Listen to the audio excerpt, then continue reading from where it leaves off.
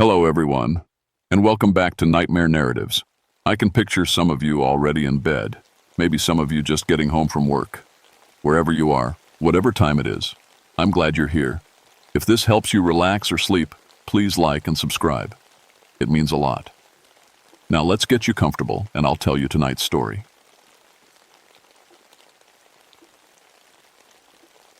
My name is Isaac Thornfield, and I've been a park ranger in these Virginia mountains for 17 years. What I'm about to tell you happened in Jefferson National Forest, fall of '87. I've shared this with maybe 3 people in my whole life. Each time, they looked at me like I'd lost my mind. Maybe I have, but I've got the reports, the photos, even hair samples that never made it into any official file. I work the backcountry, the deep woods where cell phones don't reach and the nearest road is a day's hike away. Most folks don't realize how wild these Appalachian mountains still are. You can walk for 20 miles and not see another human soul. That's how I like it. Or used to, anyway.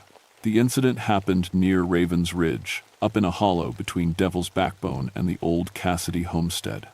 Elevation, about 3,200 feet. It's a place where the trees grow too close together and the shadows fall wrong even at noon. I'd been through there plenty of times over the years, tracking lost hikers or checking on hunting camps.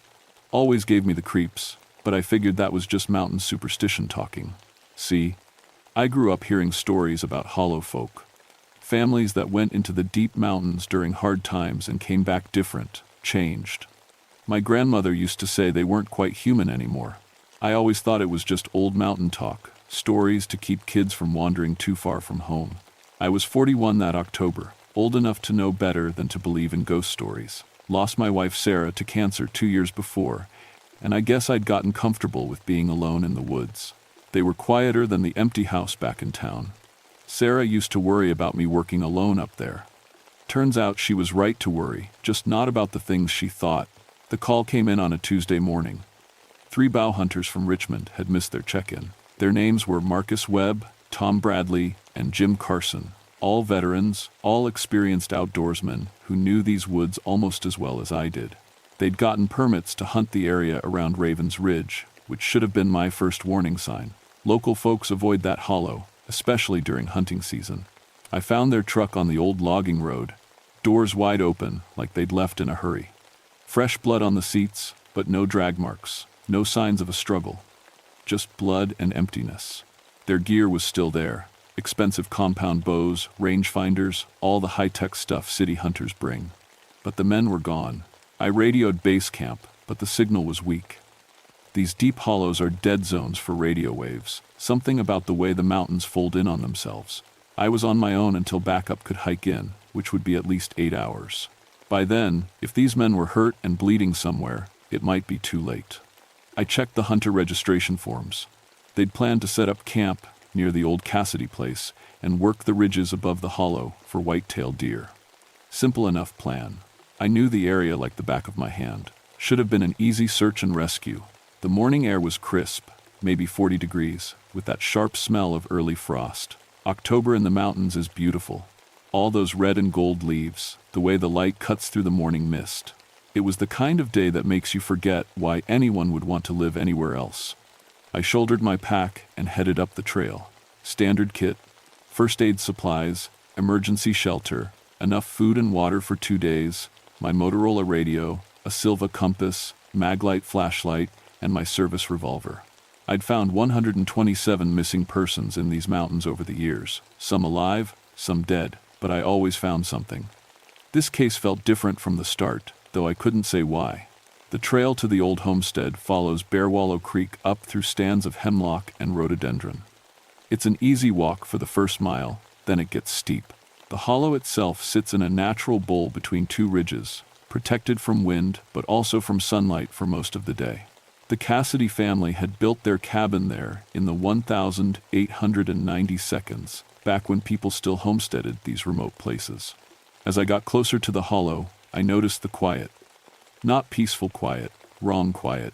No bird calls, no squirrel chatter, no insects buzzing. Just the sound of my boots on the trail and the distant murmur of the creek. Even the wind seemed to stop at the edge of the hollow. I found the hunter's camp right where I expected, in a clearing about 100 yards from the old cabin foundation. But what I saw there made me stop in my tracks. The camp was set up perfectly. Too perfectly. 3 sleeping bags arranged in a precise triangle around a cold fire pit, cooking gear clean and organized.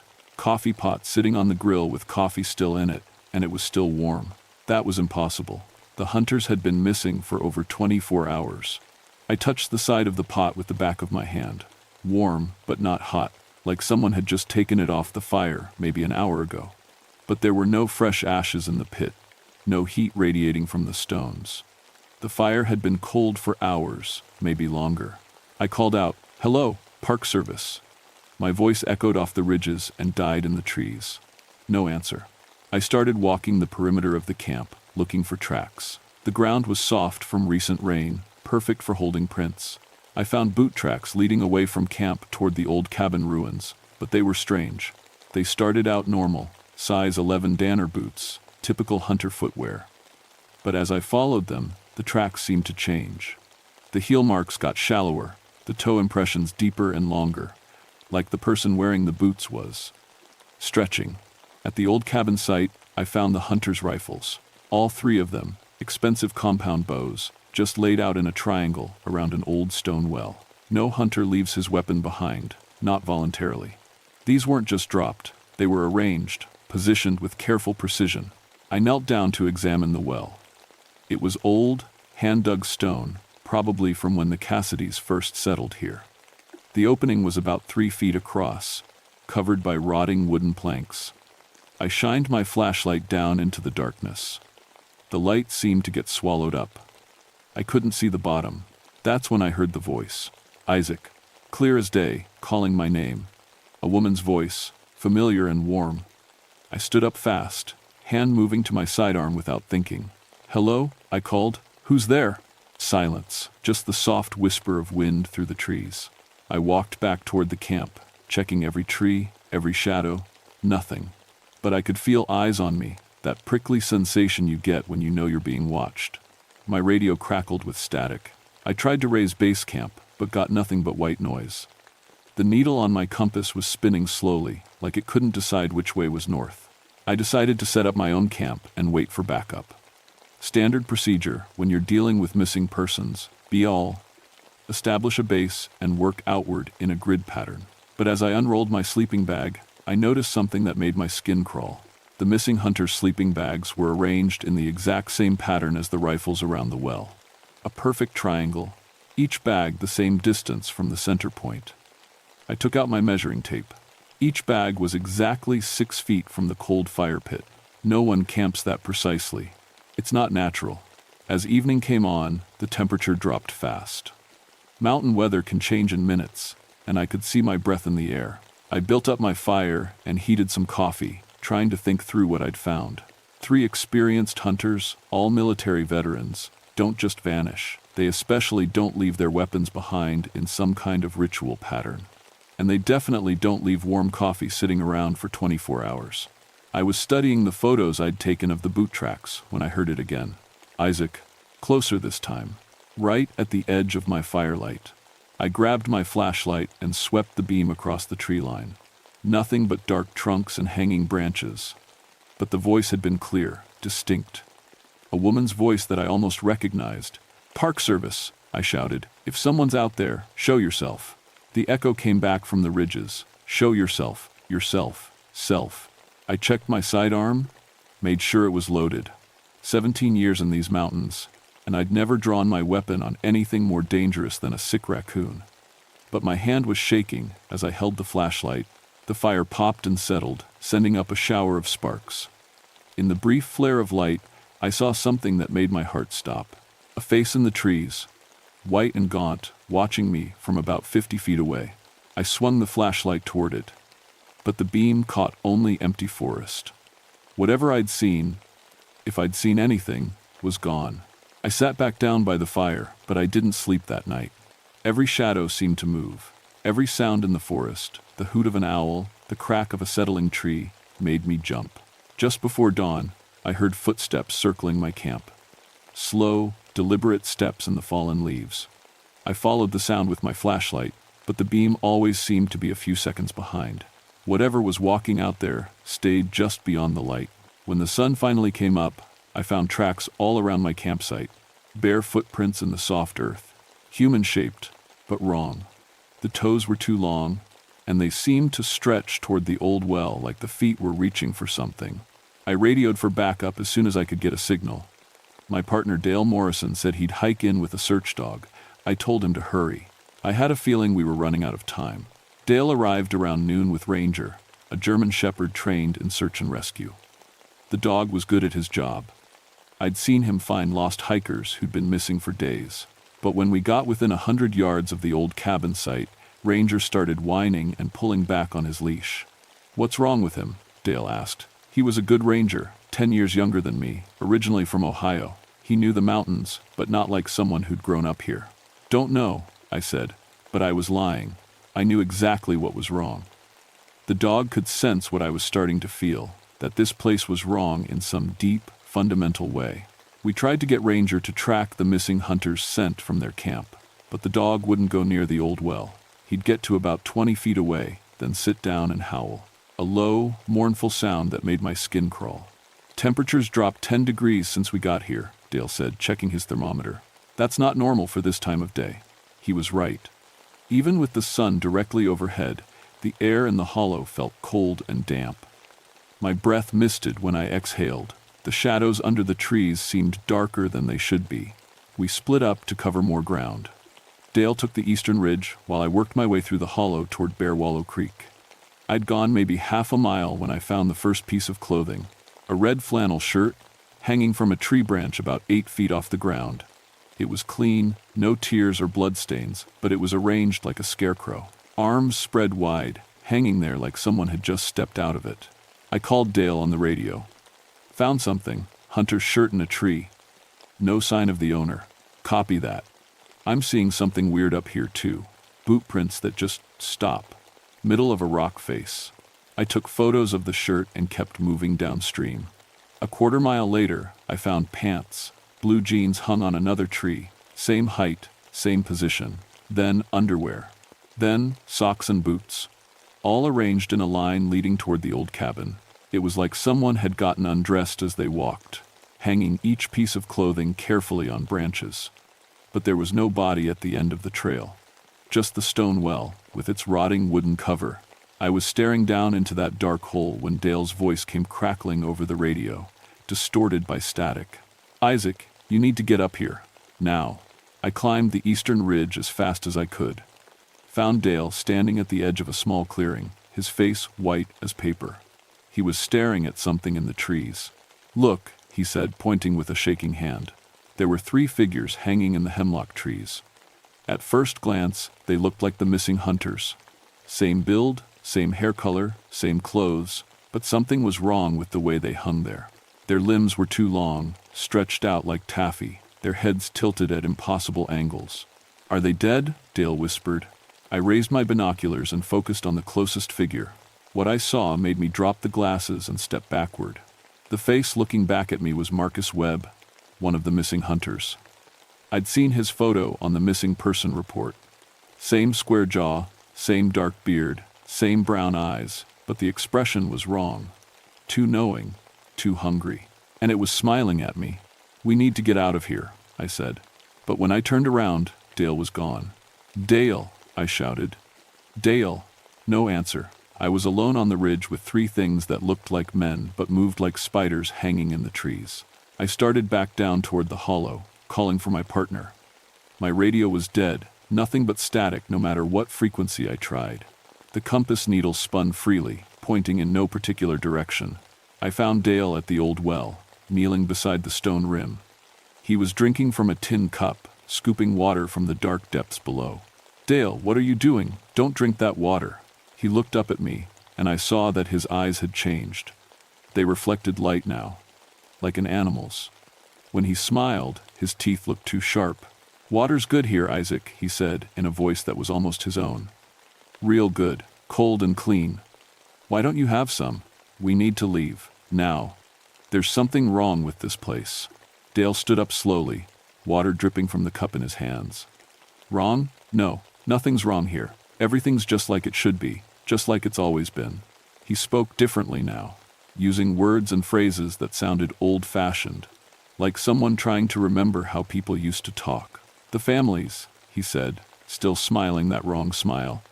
"They came here during the hard times, during the sickness and the dying times. They needed help, and the mountain helped them, fed them, kept them safe." "Dale, you're scaring me." "They had children here, lots of children, but the children got hungry. And when you're hungry long enough, you'll eat anything, even family." He took a step toward me, still holding the dripping cup. "But they didn't die, Isaac. They just changed, got hollow inside, empty, and now they need filling up again." I drew my revolver, but my hands were shaking so bad I could barely hold it steady. "Stay back, Dale." "That's not my name," he said, and his voice was completely different now. Older, like an old man talking through a young man's throat. "My name's Jeremiah Cassidy. Been living in this hollow since 1918, since the flu took my family and the mountain gave them back to me." The thing that looked like Dale dropped the cup. It hit the stone rim of the well and rang like a bell. In the echo, I heard other sounds, footsteps in the leaves, voices whispering in the trees, something large moving through the undergrowth. I was surrounded. "You can join us, Isaac," not Dale said. "Your Sarah's been asking for you. She's down below, waiting. She says she misses you something terrible." That's when I heard her voice again, clear and sweet and heartbreaking. "Isaac, honey, come down here with me. I'm so cold. I've been cold for so long." It was Sarah's voice, perfect in every detail. The way she used to call me in from the porch on winter evenings. The same tone, the same words she'd used when she was sick and needed me close. I knew it wasn't really her. Knew it couldn't be. But God help me, I wanted it to be. I took a step toward the well. The wooden planks covering the well had rotted away completely, leaving just a dark circle descending into the earth. As I got closer, I could see that the stone walls were carved with symbols, spirals and intersecting lines that hurt to look at directly. "That's right, not," Dale said encouragingly. "Just a little closer, she's been waiting so long." Sarah's voice drifted up from the depths. "Please, Isaac, I'm so tired of being alone." I was maybe 3 feet from the edge when my boot hit something metallic. I looked down and saw my grandfather's old compass, the one he'd given me before he died. It had fallen out of my pack somehow. The needle was pointing straight down into the well. That stopped me cold. Compasses point toward magnetic north, not toward holes in the ground. Unless there was something down there that was magnetically stronger than the Earth's own field. I bent down and picked up the compass. The moment my fingers touched it, Sarah's voice changed. "Isaac," she said, but now it sounded different. Layered. Like multiple people talking at the same time, trying to copy the same voice. "Isaac, come to us." "Us?" I said. The thing wearing Dale's face grinned, and I could see that its teeth went back much further than they should, row after row of sharp points. "All of us," it said. "Everyone who ever came to the hollow.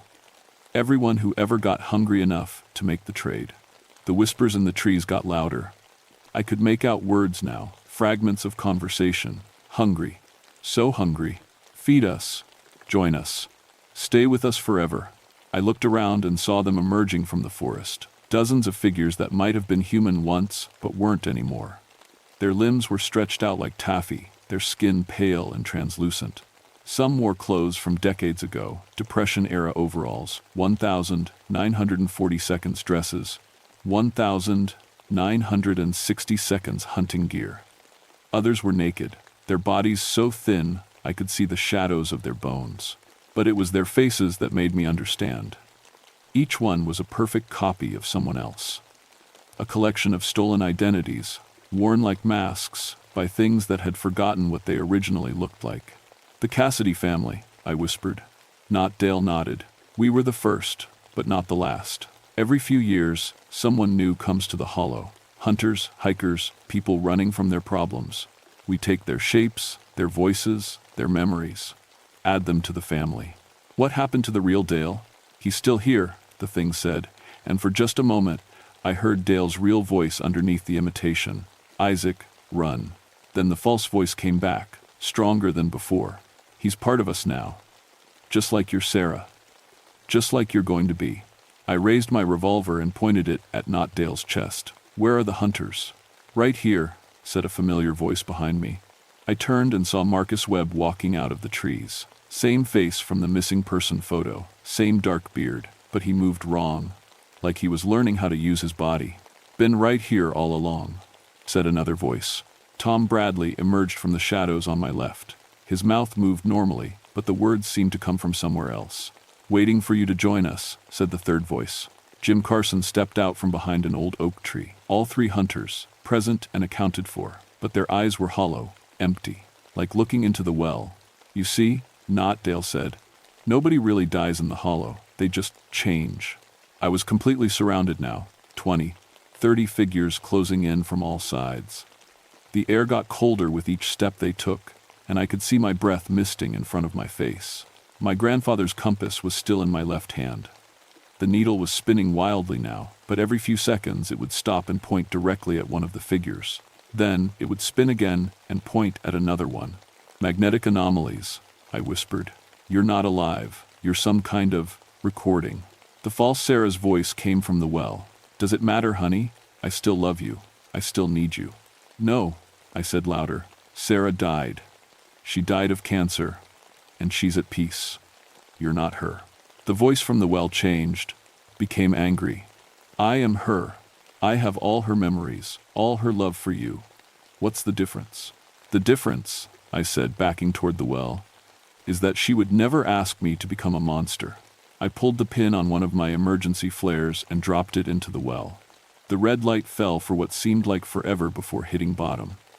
In that brief illumination, I saw what was really down there. Bones. Thousands of them, arranged in careful patterns, and moving among them, pale things that looked like humans but crawled on all fours, their limbs bent at impossible angles. The real holofolk, the things that had been imitating human shapes for so long they'd forgotten what they really were. They screamed when the light hit them, a sound like wind through broken glass. All around me, the false humans flickered like bad television reception. For just a moment, I saw their true shapes. Elongated, translucent, with too many joints in their arms and legs. You can't leave, Not Dale said, but its voice was breaking up, becoming static. No one leaves the hollow. I remembered something my grandfather had taught me about these mountains. About old Cherokee protections, ways to turn away evil spirits. I pulled the pouch of blessed tobacco from my pack, something I'd carried for years but never used, and started sprinkling it in a circle around myself. The creatures couldn't cross the line. They pressed against it like it was a physical barrier, their faces twisting with rage and hunger. Iron and salt and blessed tobacco, I said, remembering the old words. Protection of the grandfathers. But I couldn't stay in that circle forever. I had maybe one chance to get out of the hollow alive. I pulled out the rest of my emergency flares and the small demolition charges I carried for clearing rockfall. If I could collapse the well, maybe break whatever was keeping these things anchored to this place. Sarah wouldn't want this, I said to the darkness below. She'd want me to live. Then I lit all the charges at once and threw them into the well. The explosion shook the whole hollow. Ancient stone cracked and shifted, and I could hear water rushing far below, the underground spring that fed the well redirecting itself. The creatures around me flickered and faded like smoke, their stolen faces dissolving into nothing. Not Dale grabbed for me as it disappeared, but its hand passed right through my arm. This isn't over, it whispered. We'll find another way. We always do. The ground started collapsing around the well. I ran as fast as I could, following Bear Wallow Creek toward the main trail. Behind me, I could hear the mountain eating itself, trees crashing down, rocks tumbling, the whole hollow sinking into the earth. I didn't stop running until I reached the old logging road where we'd left Dale's truck. Only then did I turn around and look back. Smoke was rising from the hollow, and the air smelled like sulfur and old bones. I could still hear voices in the wind, but they were faint now, like radio signals from very far away. I found Dale's body 3 hours later, about a mile from the collapsed well. He was lying next to the creek, looking peaceful, like he'd just laid down to rest. The coroner said he died of dehydration and exposure. No signs of violence, no obvious cause except that his body had just stopped. I never found the 3 hunters. The official report says they were caught in a rockfall when the old mine shaft collapsed. Their families got death certificates and insurance payouts. The area was declared geologically unstable and closed to the public indefinitely. I put in for a transfer the next week. Couldn't stand being alone in those deep woods anymore.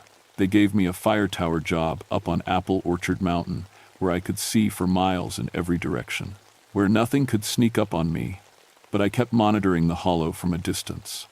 Started going through old Park Service files, newspaper archives, anything I could find about disappearances in these mountains.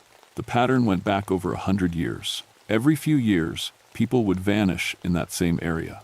Always hunters or hikers, always experienced outdoorsmen who should have known better.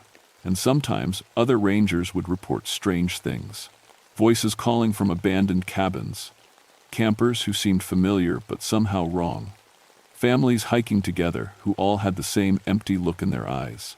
6 months after the incident, a new spring opened up in the hollow. I could see it from my fire tower, a thin stream of water that hadn't been there before. Within a year, people started reporting strange encounters again. Voices calling from the trees. Footprints that changed from human to something else. The hollow folk weren't gone, just waiting. I retired early, moved to town, tried to forget. But I keep track of the missing person reports from Jefferson National Forest. When someone goes missing near Ravens Ridge, I call in anonymous tips. Say, I saw suspicious activity near old mine shafts. Anything to keep the search parties away from that hollow. Because I know what's waiting down there. And I know that some hungers never really die, they just get passed down from one generation of monsters to the next. If you're planning to hike in the Virginia mountains, stay on the marked trails. Don't follow voices that call your name, especially if they sound like someone you've lost. And if you ever find yourself in a place where the birds don't sing and your compass spins like a carnival ride, turn around and walk away as fast as you can. Some places aren't meant for the living. The dead have been waiting there a long time, and they're very, very hungry.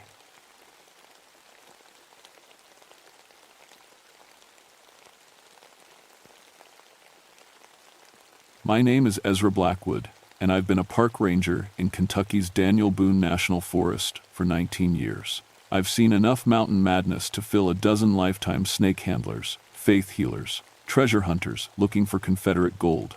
Most folks think religion in these hills is all speaking in tongues and handling copperheads. They're not wrong, but they don't know the half of it. The summer of 1974 was the hottest anyone could remember. The creek beds were cracking like broken pottery, and even the rattlesnakes were looking for shade. I was based out of the Red River Gorge area, specializing in what the Park Service calls cultural resource protection. That's a fancy way of saying I keep vandals away from Indian burial sites and make sure treasure hunters don't blow up caves with dynamite. I wasn't always a ranger. Used to be, I was headed for the ministry, had 3 years of seminary under my belt before Vietnam changed my mind about God's plan. Came back from that war, knowing that if there was a God, he either didn't care about what happened to good people, or he had a real twisted sense of humor. Mountain religion felt like theater after that. Snake handling is just mountain madness, I used to tell folks. People getting worked up over nothing. That was before I found the Bone Church. The call came in on a Tuesday morning in August. Dr. Patricia Wells from the University of Kentucky was leading an archaeological team near Chimney Top Rock, about 30 miles from the nearest town. They'd been excavating what looked like Cherokee burial sites when they stopped answering their radio calls. That wasn't unusual. Reception was spotty in the deep valleys, but their research permit required daily check-ins. I loaded my truck with the usual gear: Motorola radio, Coleman lanterns, snakebite kit, and my Winchester rifle. The Forest Service doesn't like us carrying guns, but this far out, a ranger's got to be practical. These mountains don't forgive mistakes. The drive took 2 hours on logging roads that were more hope than highway. By the time I reached their base camp near Preacher's Creek, the sun was beating down like a hammer on an anvil. The camp was set up proper, 4 tents arranged in a square, equipment covered and stored, even the cook fire built in a stone circle. Professional work. But it was too quiet. I called out as I walked through the camp. "Dr. Wells? This is Ranger Blackwood." Nothing answered except the buzz of flies and the sound of water running over rocks. That should have been my first clue something was wrong. Preacher's Creek hadn't run water in 6 weeks. I found their excavation site about a 1/4 mile upstream. They'd been digging into what looked like a natural shelf of limestone, exposing what might have been graves. But the bones they'd uncovered weren't arranged like any Cherokee burial I'd ever seen. These bones were laid out in rows, like church pews, human bones, arranged in perfect lines under the earth. That's when I noticed the symbols carved into the trees around the dig site. Not Cherokee writing. I knew enough of that language from working with tribal representatives. These looked like Bible verses, but carved in a script I didn't recognize. Hebrew, maybe. The cuts in the bark were fresh, sap still weeping from the wounds. I knelt down beside the excavation and felt the ground vibrating under my knees, just barely, like a diesel engine running somewhere far underground. But there was nothing for miles that could make that kind of vibration. I put my ear to the dirt and heard something that made my blood run cold. Singing, hymns, faint as a whisper, coming from somewhere deep below. I stood up, fast, hand moving to my radio. The static that came back was wrong, not the usual white noise, but something that sounded almost like chanting. I tried 3 different frequencies, but they all gave me the same subsonic mumbling, like voices talking too low to understand. That's when I saw the creek water. It was running red, not muddy red from rainfall, because it hadn't rained in weeks. This was thick and dark, the color of old blood. I followed it upstream, trying to find the source, and discovered something that made my seminary training kick in whether I wanted it to or not. The water was flowing uphill. I've lived in these mountains my whole life. I know how water works. But Preacher's Creek was running backward, carrying that red flow from somewhere deeper in the valley, defying everything I knew about gravity and sense. I should have left right then, should have hiked back to my truck and called for backup. Instead, I followed that impossible creek deeper into the valley, looking for Dr. Wells and her team, looking for an explanation that would let me sleep at night. The trees got thicker as I went, blocking out most of the sun even at midday. The symbols carved in the bark got more frequent too, covering every trunk like some kind of message written in a language that hurt to look at. My compass started spinning lazy circles, and the temperature dropped 20 degrees, even though the air felt thick as soup. That's when I heard the singing get louder. It was coming from up ahead, where the creek curved around a limestone cliff. Voices raised in harmony, singing an old hymn I recognized from my childhood, "Shall we gather at the river?" But there were too many voices, and they'd been singing too long. The sound had a dusty, hollow quality, like it was coming from very old throats. I rounded the bend and saw the entrance to what looked like a natural cave, carved wide and tall enough to drive a truck through. The Red Creek water flowed directly into it, disappearing into the dark. Above the entrance, someone had carved words in the limestone. The Bone Church of the Serpent Saints, Est, 1890. And below that, "Come unto me, all ye that labor and are heavy laden." The singing was definitely coming from inside. I stood outside that cave entrance for 10 minutes, trying to talk myself out of going in. Every instinct I had was screaming at me to walk away. But 4 people were missing, and I was the only law enforcement for 50 miles. I had a job to do. I clicked on my flashlight and stepped into the cave. The tunnel sloped down at a gentle angle, carved smooth by centuries of water flow. The walls were covered in the same Hebrew-looking symbols I'd seen on the trees. But down here, they'd been inlaid with something that glittered in my flashlight beam. When I looked closer, I realized it was snake scales, thousands of them, pressed into the rock to form letters and words. The singing got louder as I went deeper. I could make out more than one hymn now, different voices singing different songs, but somehow they all harmonized together like a choir that had been practicing for decades. The sound bounced off the cave walls until it seemed like it was coming from everywhere at once. About 100 yards in, the tunnel opened up into a chamber so big my flashlight couldn't find the far wall. But I could see enough to make my knees weak. It was laid out like a church. Rows and rows of stone benches carved from the living rock, all facing toward what looked like an altar at the far end. The benches were occupied. I counted at least 50 people sitting in perfect formation, their backs to me, swaying slightly as they sang. They were wearing old-fashioned clothes, long dresses for the women, dark suits for the men. Everything looked like it came from the 1890 seconds. I called out, "Dr. Wells, is that you?" The singing stopped. All at once, like someone had thrown a switch. The silence that followed was so complete, I could hear my own heartbeat. Then, slowly, every head in that underground church turned to look at me. Their faces were wrong. I can't explain it better than that. They looked human from a distance, but up close there was something off about the proportions. Eyes too large and too bright, reflecting my flashlight beam like an animal's. Skin that had a strange, mottled pattern to it. And when they opened their mouths to smile at me, their teeth were needle-sharp. "Welcome, brother," said a voice from the front of the congregation. "We've been waiting for you." I turned my flashlight toward the altar and saw him. He was tall and thin, wearing a black preacher's coat that hung on him like he'd lost a lot of weight since putting it on. His face was gaunt, with sharp cheekbones and eyes that were too bright in the dark. When he smiled, I saw that his tongue was forked. "I'm Brother Nehemiah," he said, his voice carrying perfectly in the chamber without him raising it. "And this is my congregation. We've been holding service for 84 years now." I backed toward the tunnel entrance, but found my way blocked by 4 people who'd moved behind me without making a sound. They were wearing modern clothes, jeans, t-shirts, hiking boots. I recognized one of them as Dr. Patricia Wells. But her skin had the same mottled pattern as the others, and her eyes reflected light like a snake's. "Ezra," she said, and her voice had a strange, hissing quality to it. "So good of you to join us. We were just discussing the theological implications of eternal service." "What happened to you?" I whispered. She smiled, and I saw the fangs. "I found faith, Ezra, real faith, the kind that transforms you completely."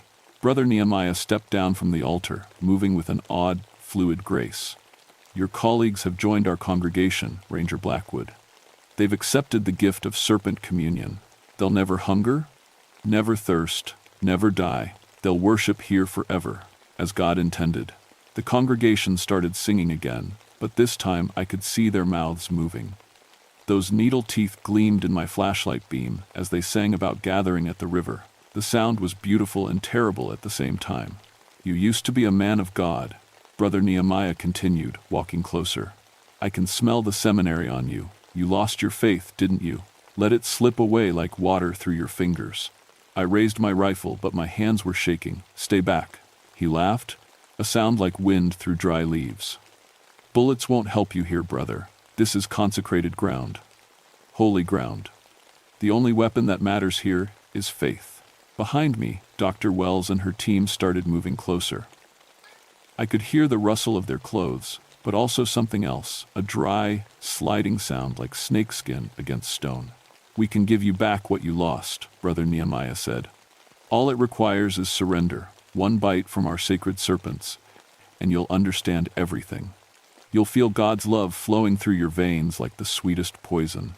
The congregation was standing now, still singing, but moving toward me with that same fluid motion. I counted dozens of them, all with those bright, reflecting eyes and needle teeth. Some looked like they'd been here since the 1,890 seconds. Others looked more recent. Dr. Wells and her team weren't the first modern people to find this place. I backed against the tunnel wall, rifle pointed at Brother Nehemiah. "Where are they? The rest of Dr. Wells' team?" "They're here," he said, gesturing toward the congregation. "Changed, perfected, made eternal through the blessing of venom." He smiled wider, and I saw that his jaw could unhinge like a snake's. "They chose transformation, just as you will."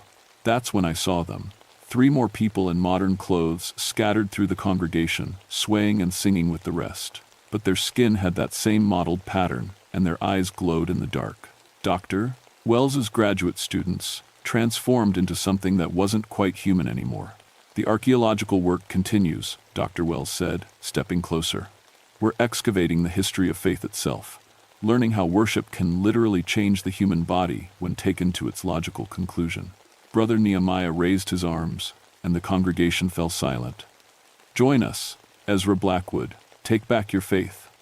Let us show you what the Bible really means when it talks about being reborn." From somewhere in the darkness behind the altar, I heard a sound that made my blood freeze. The dry rattle of snake tails, dozens of them, vibrating in unison, and underneath that, something worse, the sound of scales sliding across stone as something very large moved in the shadows. "The serpents are hungry," Brother Nehemiah whispered, "and they have so much wisdom to share." I ran, not proud of it, but when faced with 50 snake people in an underground church, running seemed like the smart choice. I bolted for the tunnel entrance, pushing past Dr. Wells and her transformed students. They didn't try to stop me, just smiled, those terrible smiles, and let me go. I made it halfway to the surface before I realized why. The tunnel was blocked. A solid wall of snakes filled the passage from floor to ceiling, copperheads, timber rattlers, coral snakes, and species I didn't recognize. They weren't moving, just hanging there like a living curtain, watching me with hundreds of bright eyes. Their rattles buzzed in harmony, creating a sound like an enormous engine. I backed away slowly, rifle ready, but the snakes just watched, waiting. "They won't hurt you," Brother Nehemiah's voice echoed up from the chamber below. "Not unless you refuse our invitation. The serpents know the faithful from the faithless." I had to find another way out. Using my flashlight, I searched the tunnel walls and found a narrow crack about shoulder high. It was barely wide enough for a person, but it angled upward. I squeezed through, scraping my shoulders raw against the limestone. The crack led to a smaller chamber filled with bones. Not just human bones, these had been arranged into furniture. Chairs made from rib cages, tables from skull foundations, even what looked like musical instruments carved from femurs. Everything was old, bleached white by time, but perfectly preserved in the dry cave air. In the center of the bone furniture sat a leather journal, so old the cover was cracking apart. I opened it carefully and read by flashlight. Asterisk. The Journal of Brother Nehemiah Crow, founder and pastor of the Serpent Saints. Year of our Lord, 1890. Asterisk. Asterisk. Today we begin our great work. The Lord has shown me in visions how true faith must be tested. Not with fire, as in the old days, but with venom. The serpent that tempted Eve in the garden carried divine wisdom in its bite. We shall embrace that wisdom completely. Asterisk. I flipped through pages of cramped handwriting, documenting the progressive transformation of an entire religious community. They'd started with regular snake handling, the kind you see in Pentecostal churches throughout Appalachia. But Brother Nehemiah had taken it further. Asterisk. The seventh day of serpent communion has brought revelations beyond my wildest hopes. Brother Samuel no longer needs to eat earthly food. Sister Mary speaks in the tongue of angels. My own flesh begins to change, becoming more perfect, more suited to God's work. Asterisk. Asterisk. The government men came today, asking questions about our missing neighbors. They don't understand that those neighbors chose transformation, chose to become something greater than mere humanity. I showed them our sacred chamber, and they ran like children. Soon they will return with soldiers. We must go deeper. Asterisk. The final entry was dated 3 months later. Asterisk. The transformation is complete. We no longer require sunlight or earthly sustenance. The serpents provide all we need through their sacred venom. We have achieved what the ancients only dreamed of, eternal life in service to the Most High. Our song of worship shall never end. Asterisk. I heard footsteps echoing through the crack I'd come through. Slow, deliberate steps getting closer. And that sliding sound again, like something large being dragged across stone. "Ezra," Dr. Wells' voice called from the narrow passage. "We know you're in there. Why are you fighting this? You studied theology. You know what this means." I looked around the bone chamber for another exit and found a hole in the floor partially hidden under a table made from skulls. Cold air was rising from it, which meant it led somewhere. I grabbed the journal and squeezed through. The hole dropped me into another tunnel, this one natural and unmade. Water dripped from stalactites overhead, and I could hear the sound of running water somewhere ahead. I followed the tunnel, hoping it led to the surface.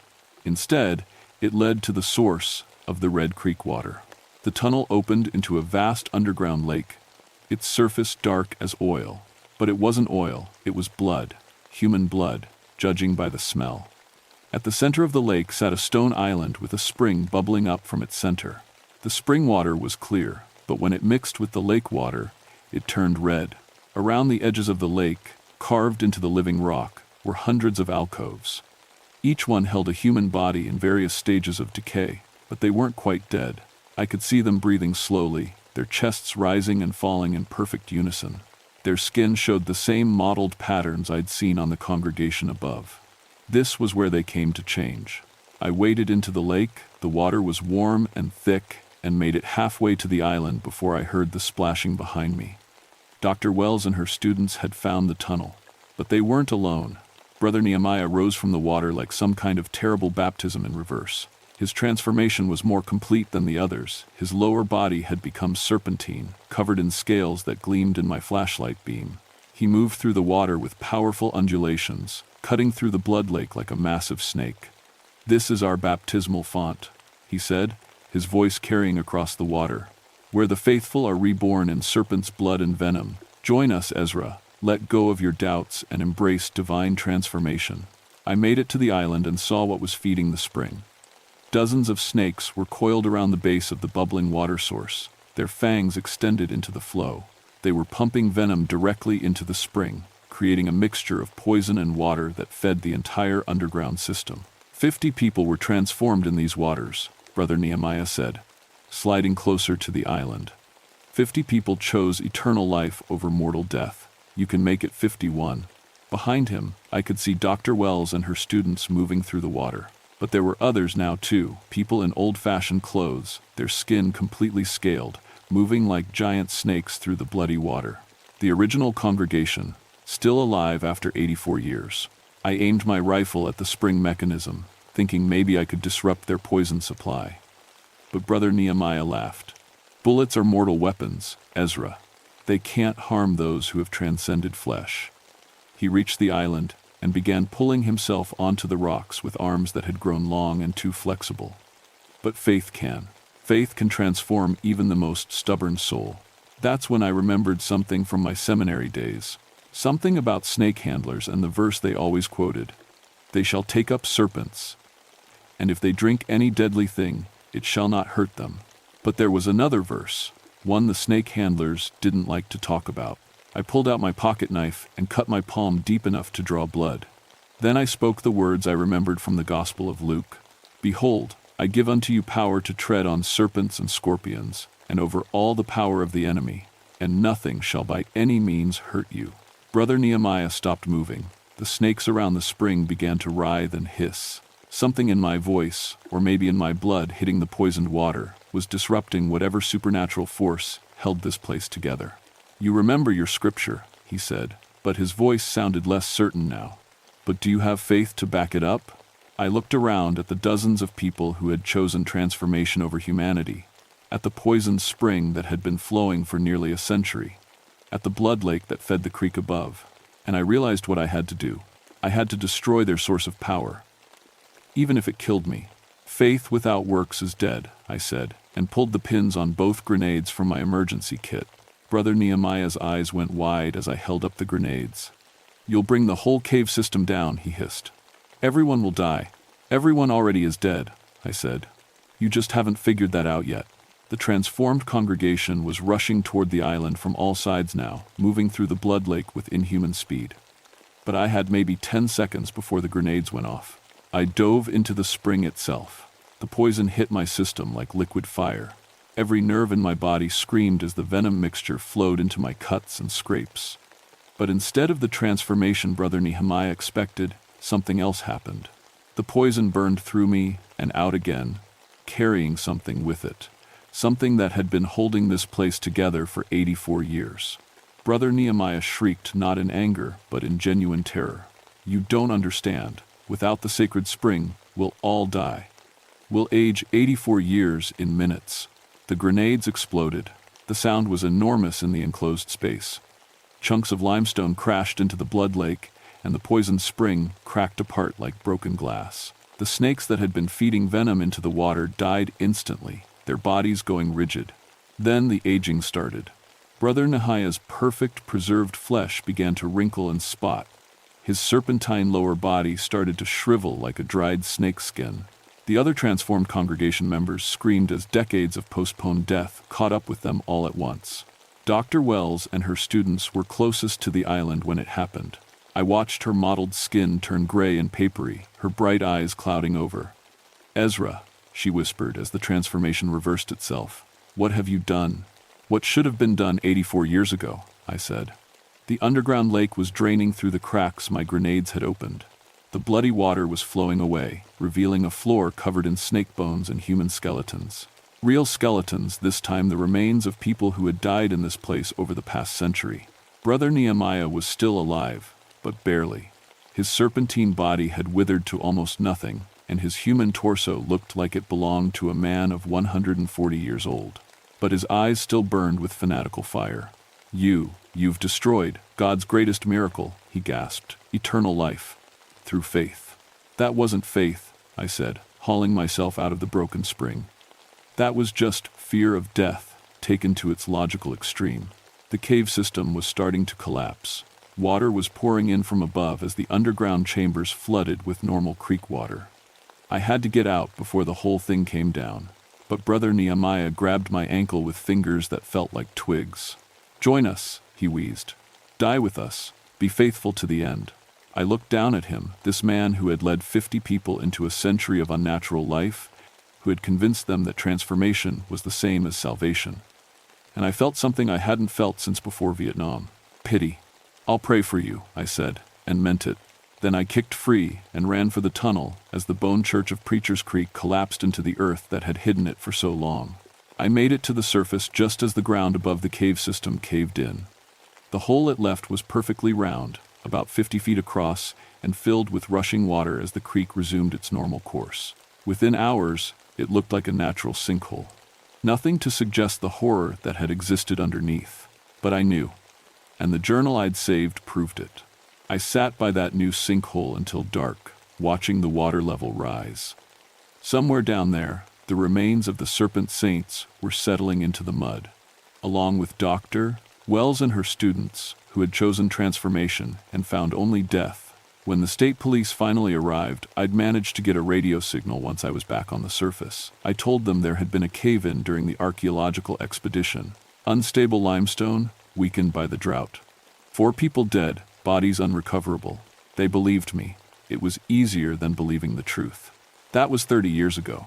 I left the Park Service 6 months after the Bone Church incident. Couldn't stomach the idea of working in caves anymore, and every time someone mentioned snake handlers, I broke out in a cold sweat. The nightmares took 2 years to fade, and I still can't stand the sound of hymns sung in harmony. I went back to the ministry, if you can believe that. Not because I found my faith again. I'm still not sure what I believe about God. But I learned something important in that underground church. Faith isn't about certainty. It's about doubt, about questioning, about admitting you might be wrong. The snake handlers Brother Nehemiah led astray, forgot that part. They wanted certainty so badly they were willing to become monsters to get it. I pastor a small Methodist church now in Lexington. Nothing too dramatic, potluck dinners, charity drives, the occasional wedding or funeral. My sermons tend to focus on questions rather than answers, which some folks don't like. But I figure, if God wanted us to be certain about everything, He wouldn't have given us brains. I still have Brother Nehemiah's journal. Read it sometimes when I'm feeling too sure of myself. It's a reminder of what happens when faith becomes fanaticism, when the desire for eternal life overwhelms basic human decency. The government classified the area around Preacher's Creek as environmentally hazardous. Too many snake species in too small an area, they said. Potential for disease transmission. The whole valley is off limits now, marked with federal no trespassing signs. But sometimes hikers ignore the signs. And sometimes they don't come back. The missing persons reports started about 5 years after the cave-in. Always the same pattern, people camping near the sinkhole, drawn by stories of unusual snake populations. Their tents found intact but empty.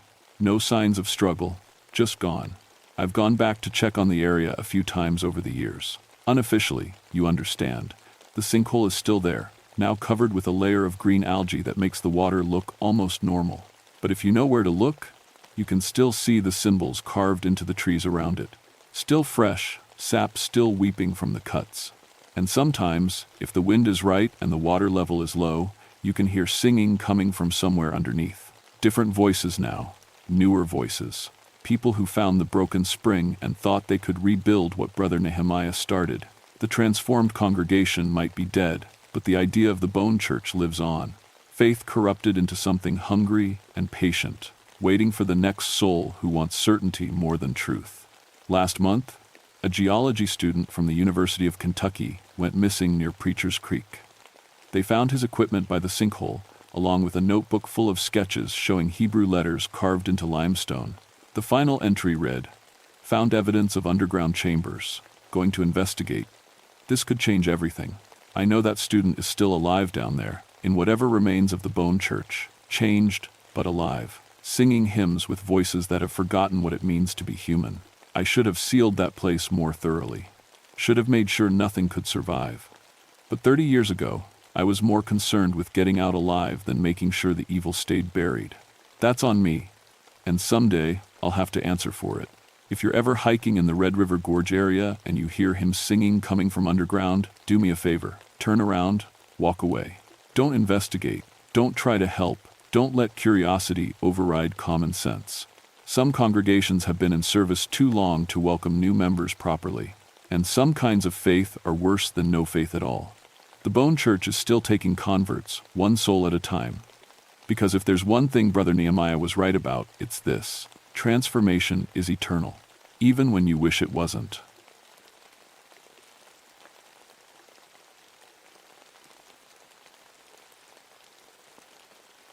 My name is Samuel Brightfeather, and I've been a ranger in North Carolina's mountains for 14 years. People call me Sam. My Cherokee grandmother used to say I had good eyes for seeing what didn't belong.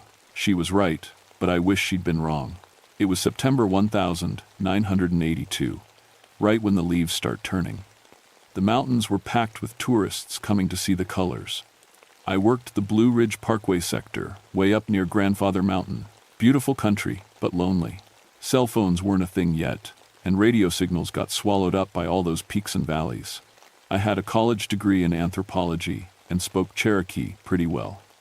The Park Service used me as their go-between with the tribal elders. I knew every story, every legend these mountains held. That's why what happened later made no sense at all. See, Skinwalkers are from the Southwest, Navajo country. They don't belong in Appalachian hills any more than a cactus belongs in a pine forest.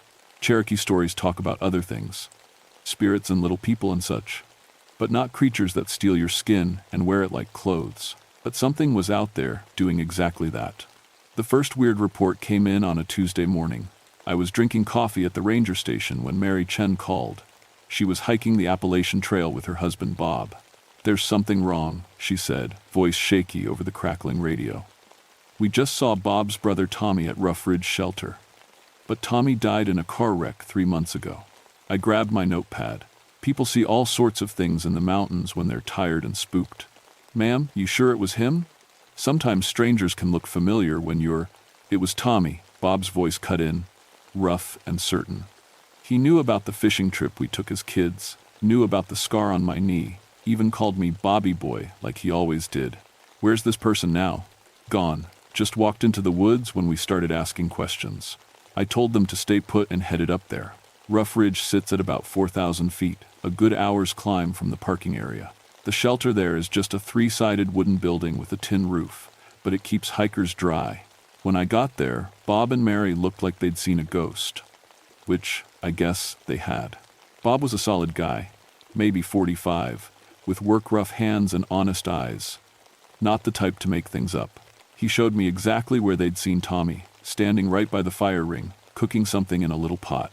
He looked perfect, Bob said. Same clothes Tommy always wore. Same way of standing with one hip cocked. But when he smiled, Bob shuddered. Something was off about that smile. Too wide. Too many teeth showing. I looked around the campsite. Found fresh boot prints in the soft dirt, size 10 or 11. They headed into the rhododendron thickets where the trail got lost in a maze of twisted branches and shadows. You folks know anyone else who might know those childhood stories? Someone playing a joke, maybe? Mary shook her head. Tommy was Bob's half-brother. Different dads. The fishing trip Bob mentioned, only the 3 of us knew about it. Bob, Tommy, and Bob's father. And his father's been dead for 8 years.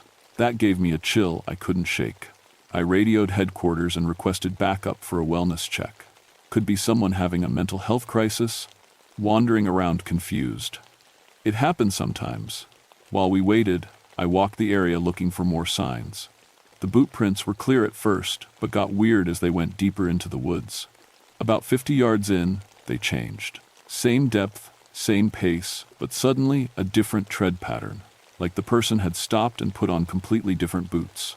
That's when I noticed the birds had gone quiet. Not normal mountain quiet, dead quiet. Even the insects had stopped buzzing. The only sound was wind moving through the leaves, and it sounded wrong somehow, like whispers.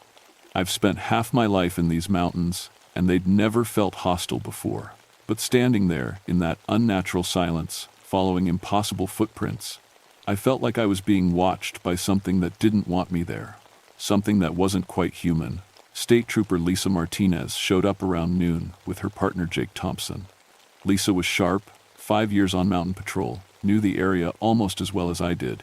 Jake was newer, maybe 2 years in, but solid. We took statements from Bob and Mary, then followed the trail into the woods. The boot prints kept changing every few hundred yards. Size 10 became size 12, then size 8. The tread patterns shifted from work boots to sneakers to hiking boots. Either this guy's got a whole closet of shoes in his backpack, Jake said, or we're following more than one person. Tracks don't overlap, though, Lisa pointed out. It's like one person just kept changing feet. That's when we found the first skin. It was hanging on a wooden frame about 8 feet off the ground, stretched between 4 trees like some kind of horrible laundry.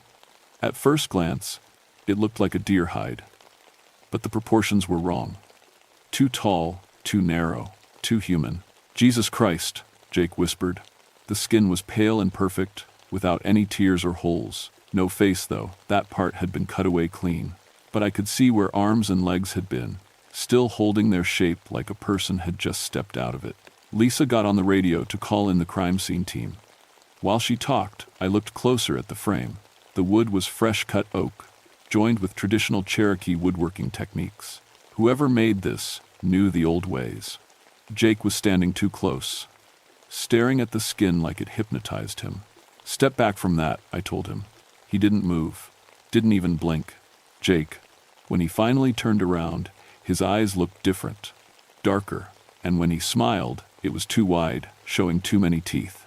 You okay, partner? Lisa asked, clicking off her radio. Fine, Jake said, but his voice had a weird echo to it, like he was talking from inside a cave. Just thinking about my grandmother's stories. She used to tell me about the NVI, YVWI. I went cold. Jake Thompson was from Virginia, born and raised. No Cherokee blood, and definitely no grandmother who spoke Cherokee. But NVI, YVWI was exactly the right term for what we were looking at. What does that mean? Lisa asked. Beings that steal appearance to escape death, I said, not taking my eyes off Jake. Where'd you learn that phrase, Thompson? His smile got wider. Oh, you know how it is, Sam. Sometimes the old knowledge just comes to you when you need it. He knew my nickname. I'd never told him to call me Sam. Lisa sensed something wrong, too. Her hand drifted toward her gun without her even realizing it. Jake, you feeling all right? You look a little pale. Never felt better. He stretched like a cat, joints popping in ways that didn't sound right. This mountain air really agrees with me. Makes me feel like a new person. A new person. The skin on the frame swayed in the breeze, and I realized it was the exact same height as Jake. Lisa, I said quietly, we need to leave, now. But Jake was already moving. Not toward us, away, deeper into the woods. He walked wrong, though, like someone learning how to use legs for the first time. Too much bend in the knees. Too much sway in the hips. Thompson, get back here, Lisa shouted. He stopped and turned around. In the shadows between the trees, his face looked like it was shifting. Features sliding around like clay before hardening back into Jake's familiar face. Sorry, partner. Got to go home now. Family's waiting. Then he was gone, disappeared into the rhododendron thickets like smoke. Lisa ran after him, but I grabbed her arm. Don't. That's not Jake anymore. What the hell are you talking about? Jake Thompson doesn't have a Cherokee grandmother. He's Lutheran, from Richmond. Parents are both accountants. I read his file when he transferred in. Lisa stared at me, then looked back at the woods where Jake had vanished. Then who was that? Before I could answer, we heard Jake's voice coming from 3 different directions at once, all calling Lisa's name. But Jake, the real Jake, was somewhere else entirely. Had to be. We're leaving, I said, right now. As we backed toward the trail, I caught a glimpse of movement in the trees. Someone was watching us from behind every trunk, but when I looked directly, nobody was there. The skin on the frame was gone too, just empty air where it had been hanging. And somewhere in the distance, Jake's voice was laughing with too many mouths. We found the real Jake Thompson 20 minutes later, face down in Price Lake, with the back of his skull caved in. He'd been dead for at least 6 hours, maybe more. The medical examiner said later that someone had skinned him carefully, starting from the back, where the cuts wouldn't show if he was standing upright. Lisa threw up in the bushes. I wanted to, but I'd seen worse things during my army days. Still, this was different. This felt personal and wrong in ways that went beyond murder. The thing wearing Jake's face had known details about me that only someone with access to personnel files could know. It had spoken Cherokee with perfect pronunciation, and it had moved like something that wasn't quite comfortable in human skin yet. "We need more backup," Lisa said, wiping her mouth with a shaky hand. I shook my head. "We need to keep this quiet until we understand what we're dealing with. If word gets out that something's killing and skinning people, we'll have panic. And panic up here gets people hurt worse than whatever's hunting them." "You think there's more than one?" "I think there's been more than one for a long time." That evening, I drove down to Cherokee to talk with Mary Crow Dog. She was 83 years old and knew more about the old ways than anyone else still breathing. Her cabin sat in a hollow about 5 miles from the main reservation, surrounded by gardens where she grew traditional medicines. Mary was sitting on her porch when I pulled up, like she'd been waiting for me. She probably had been. Old Cherokee women always seemed to know when trouble was coming. "You look scared, Sam Brightfeather," she said in Cherokee. "What's hunting you?" I told her everything. The skin on the frame, the thing wearing Jake's face, the impossible footprints.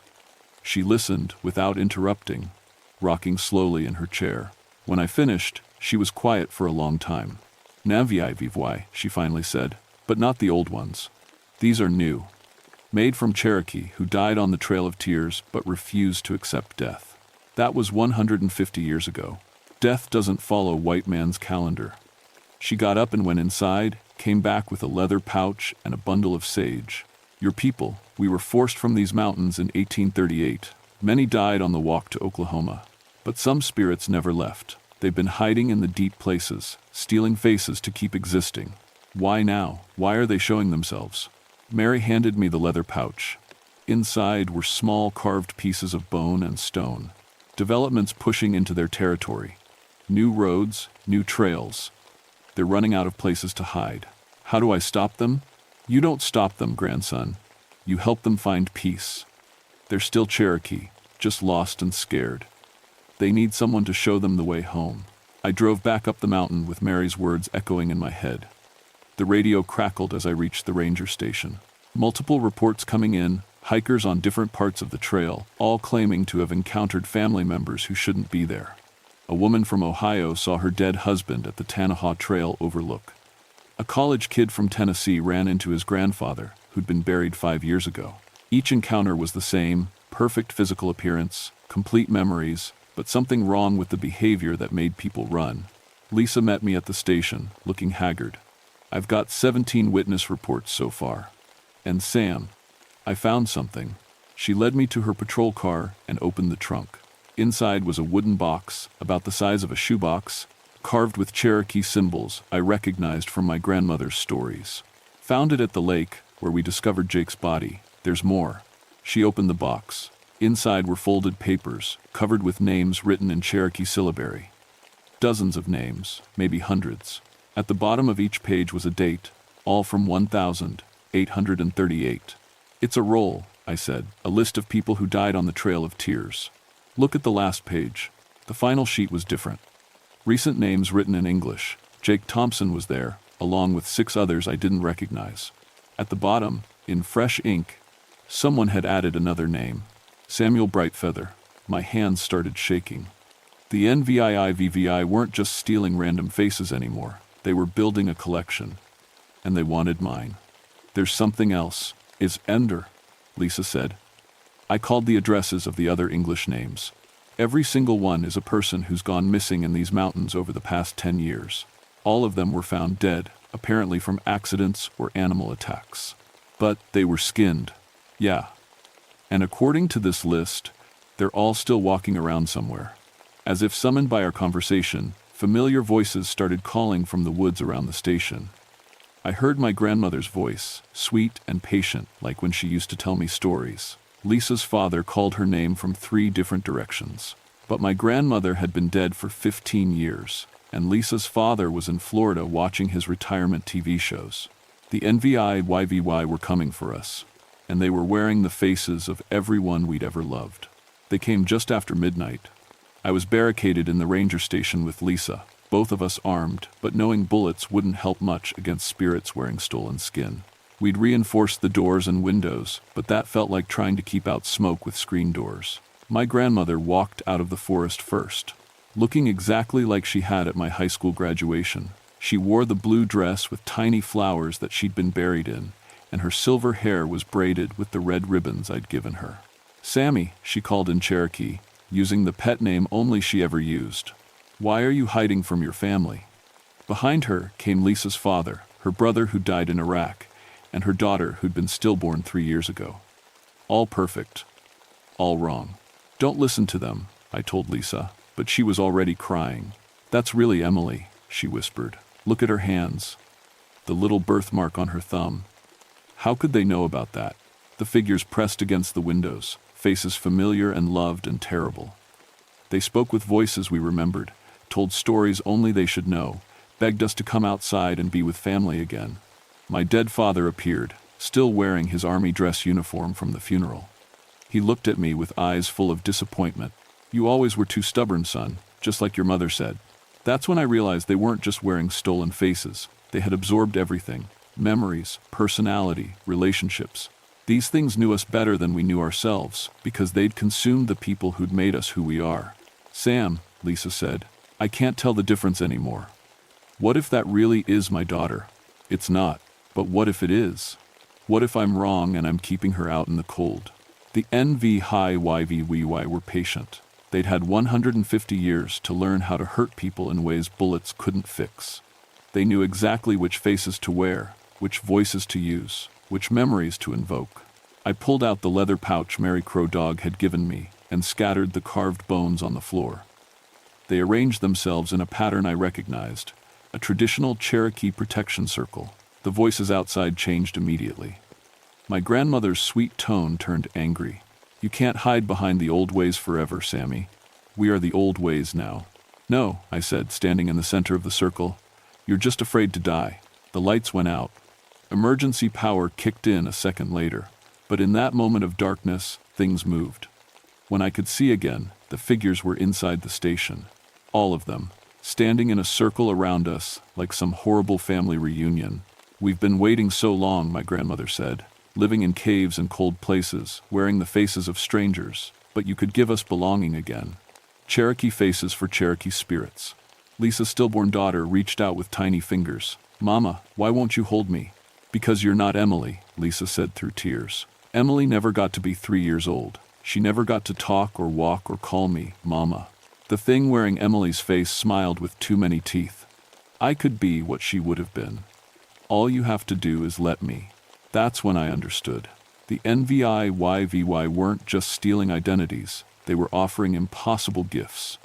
Chances to be with lost loved ones again, to heal relationships that death had broken.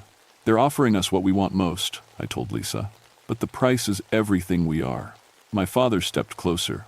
"The price is joining family. Is that so terrible?" "You're not my father," I said. "My father taught me to honor the dead by letting them rest. You're dishonoring his memory by wearing his face. I have all his memories, his love for you, his pride in the man you became. How am I not him? Because he chose to die rather than steal someone else's life to keep existing." I pulled out the sage Mary had given me and lit it with my Zippo. The smoke made all the figures flinch and step back. "Time to go home," I said in Cherokee.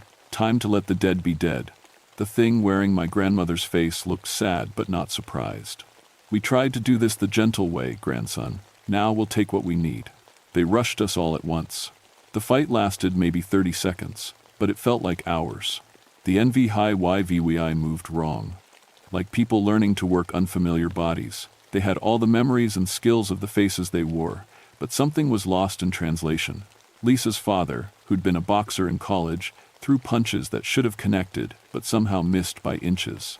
I swung the burning sage like a weapon, and wherever the smoke touched them, they wavered like heat mirages. The sacred tobacco wasn't hurting them exactly, but it was making it hard for them to hold their stolen shapes.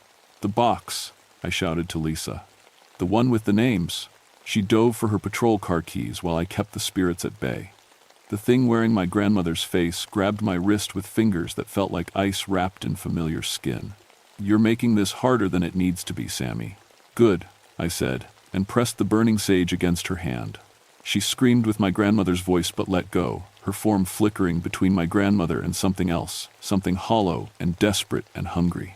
Lisa came back with the wooden box and dumped out all the papers. I touched my lighter to the corner of the first page. "No," all the spirits shouted at once, speaking in unison. "Those names are all we have left." "They're not yours to keep," I said, and let the fire spread. As the names burned, the NVIYVY began to fade. Not all at once, but piece by piece. First they lost the ability to hold their shapes steady. Then their voices started echoing strangely. Finally, they became transparent, like old photographs left in sunlight too long.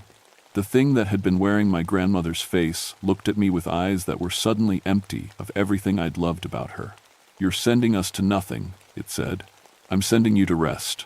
We'll be forgotten. No. You'll be remembered the right way. As Cherokee who died fighting for their home, not as thieves stealing from the living." One by one, they faded completely. The last to go was my father, who nodded at me with something like approval before dissolving into mountain mist.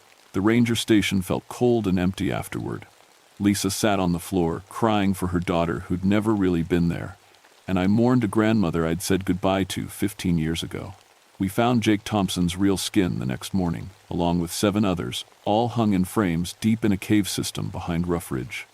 The FBI took over the investigation and classified everything. Official report blamed the deaths on a serial killer who was never found. I kept working as a ranger for 3 more years, but it was never the same. Every familiar face I saw on the trails made me wonder.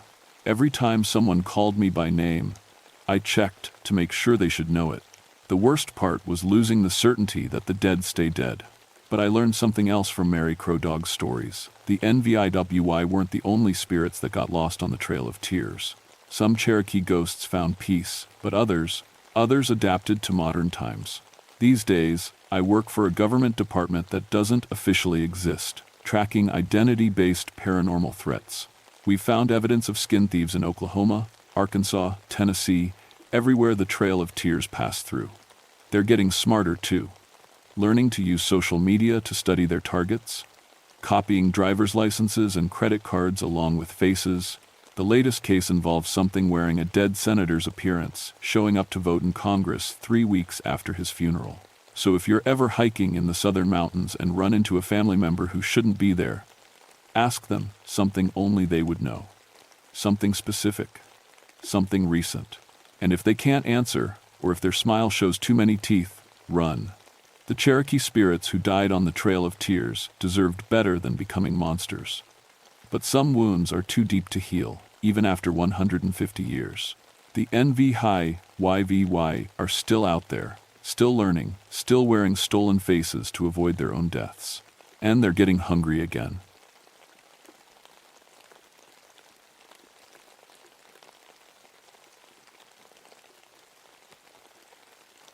My name is Catherine Ironwood, and I spent 18 years studying how trees get sick and die. I thought I knew everything about forests. I was wrong. I work for the Tennessee Forest Service in the Cherokee National Forest. Been doing it since I was 23, right out of college with my fancy PhD in forest pathology. That's just a complicated way of saying I figure out what's killing trees. Fungus, bugs, disease, pollution, you name it, I've seen it. People always said I was good at my job because I never got emotional about it. Trees are just plants, right? They grow, they get sick, they die. That's nature. My ex-husband used to joke that I cared more about trees than people. Maybe he was right. Trees don't leave you for their secretary. October 1985 was supposed to be routine. Peak color season in the Unicoi Mountains, and I was doing my yearly health survey of the Joyce Kilmer Memorial Forest. That's one of the last virgin forests in America. Trees older than the Constitution, never been cut down. It's about as close to pristine as you get in the modern world. I remember driving up that old logging road, windows down, breathing in that crisp mountain air. The maples were burning red and orange, the hickories bright yellow. Perfect October day. My 2 kids were with their dad for the weekend, and I was looking forward to a quiet few days in the woods with just me and my equipment. The research station sat in a clearing about 2 miles from the main grove. Just a little cabin with solar panels and a generator, built for scientists like me who needed to spend time in the deep woods. I'd been there dozens of times before. It felt like home. I was unpacking my gear when I heard the truck coming up the road. Wasn't expecting anybody else. The Forest Service had the whole area closed for research.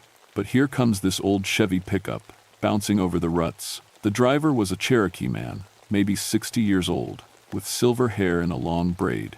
He introduced himself as Dr. Michael Riversong from the University of Tennessee. Said he was a botanist, specialized in native plants. "Miss Ironwood, I'm sorry to bother you, but we've got a situation in the grove that might interest you." He seemed nervous, kept glancing toward the trees, like something was watching him. "What kind of situation?" I asked. "Well, it's the trees, some of the old-growth specimens. They're—" He paused, like he was having trouble finding the right words. "They're bleeding." I almost laughed. "Trees don't bleed, Dr. Riversong. That's just movie stuff. Probably sap, maybe some kind of red fungus. I can take a look." "I don't think it's sap," he said quietly. "We ran some tests. Preliminary results show." Another pause. "Human blood." Now he had my attention. "Human blood in tree sap? That's impossible." "That's what I thought too, but the lab doesn't lie." He pulled a manila folder from his truck. 3 different trees, all showing the same thing. DNA markers, hemoglobin, the works, and the patterns. He showed me photographs that made my skin crawl. Ancient trees, probably 300 years old, with what looked like fresh wounds in their bark. Dark red fluid seeping out, running down the trunk like tears. But the weird part was how organized it looked. Not random cuts or damage, deliberate patterns that almost looked like— "Jesus," I whispered. "Are those supposed to be faces?" "That's what we thought too," Riversong said. "Cherokee faces, specifically. The bone structure, the features. It's uncanny." I studied the photos. As a scientist, I should have been skeptical, should have demanded to see the lab results, questioned the methodology. But something about those images made my stomach turn. The way the red fluid caught the light. The human-like expressions in the bark patterns. "How many people know about this?" I asked. "Just my research team. 4 of us total. We've been camping in the grove for a week, taking samples, documenting everything. But—" He looked scared. "2 of my people want to leave. They say the forest feels wrong. And honestly, I'm starting to agree with them." I loaded my equipment into his truck. Whatever was happening in those woods, it was definitely not normal forest pathology. But I was sure there had to be a rational explanation. Contamination from old mining operations, maybe. Or some kind of bacterial infection that produced red pigments. The ride into the grove was quiet. Riversong drove like he was trying not to wake something up. The deeper we went, the more I noticed things that seemed off. No bird songs, no squirrel chatter. Even the insects were quiet. And then I saw my first bleeding tree. Nothing in my 18 years of training prepared me for what I saw in that grove. The tree was enormous, a tulip poplar that had to be at least 400 years old. Its trunk was so wide that 6 people holding hands couldn't circle it, and it was bleeding. Not oozing sap like a normal tree. Bleeding. Dark red fluid ran down the bark in streams, pooling at the base of the trunk. The smell hit me as soon as I got out of the truck. Metallic, organic, like a hospital. "When did this start?" I asked, trying to keep my voice steady. "About 10 days ago," Riversong said. "Started with just 1 tree, then spread to others. Always the oldest ones, never the young growth." I walked closer, pulling on rubber gloves and taking out my sample kit. Up close, the bleeding was even more disturbing. The bark hadn't been cut or damaged. The fluid was coming from inside the tree somehow, seeping through the natural cracks and crevices. "Have you touched it?" I asked. Sarah did. Day 3. She said it felt warm. Body temperature. I collected samples in sterile vials, labeled everything according to protocol. The fluid was definitely blood red, with the same consistency as blood too. But trees don't have circulatory systems. They don't have blood. Where's the rest of your team? Riversong pointed deeper into the grove. About a quarter mile that way. We set up instruments around what seems to be the center of the activity. As we walked, I noticed more bleeding trees. 7 total, all ancient specimens, all different species. Tulip poplar, white oak, eastern hemlock. The only thing they had in common was age and size. And the faces. Every bleeding tree had them, patterns in the bark that looked disturbingly human. Not carved or damaged, but grown that way, like the trees had developed human features naturally over time. The eyes were the worst part. Dark hollows in the bark that seemed to track movement. The research camp was a mess. 2 tents, scientific equipment scattered around, and a campfire that had been left to burn down to ash. I could see why Riversong's team was spooked. Where is everybody? Sarah and Tom went back to town this morning, said they couldn't sleep. Mark's around here somewhere, probably taking soil samples. I set up my equipment methodically, the way I'd been trained. pH meter, soil auger, microscope, sample containers. Science had always been my anchor. When things got weird, you collected data and found explanations. The soil readings were immediately wrong. Temperature readings showed 98.6 degrees Fahrenheit at a depth of 6 inches. Human body temperature. Air temperature was maybe 60 degrees. That can't be right, I muttered, checking the equipment. But the meter was working fine. I took soil samples from around the bleeding trees and examined them under the microscope. What I saw made no sense. The soil was full of what looked like root structures, but they weren't arranged like normal tree roots. They formed patterns, complex, organized networks that reminded me of something I'd seen in biology textbooks. Neural networks. Like brain tissue? Dr. Riversong, you need to see this. He looked through the microscope and went very quiet. Those roots. They're talking to each other, aren't they? Trees communicate through root networks? I said, trying to stay rational. It's well-documented science. Chemical signals, nutrient sharing. But this, I gestured at the microscope. This looks more like animal nervous system than plant tissue. That's when we heard Mark screaming. The sound came from deeper in the grove, where the bleeding trees were thickest. Not a shout or a call for help. A scream of pure terror that echoed off the mountains. We ran toward the sound, crashing through underbrush and fallen logs. I could hear Riversong breathing hard behind me, muttering something in Cherokee under his breath. We found Mark about 50 yards from the largest bleeding tree, a massive white oak that had to be the patriarch of the grove. He was on his knees, staring up at the trunk, his soil auger fallen beside him. "Mark," I called.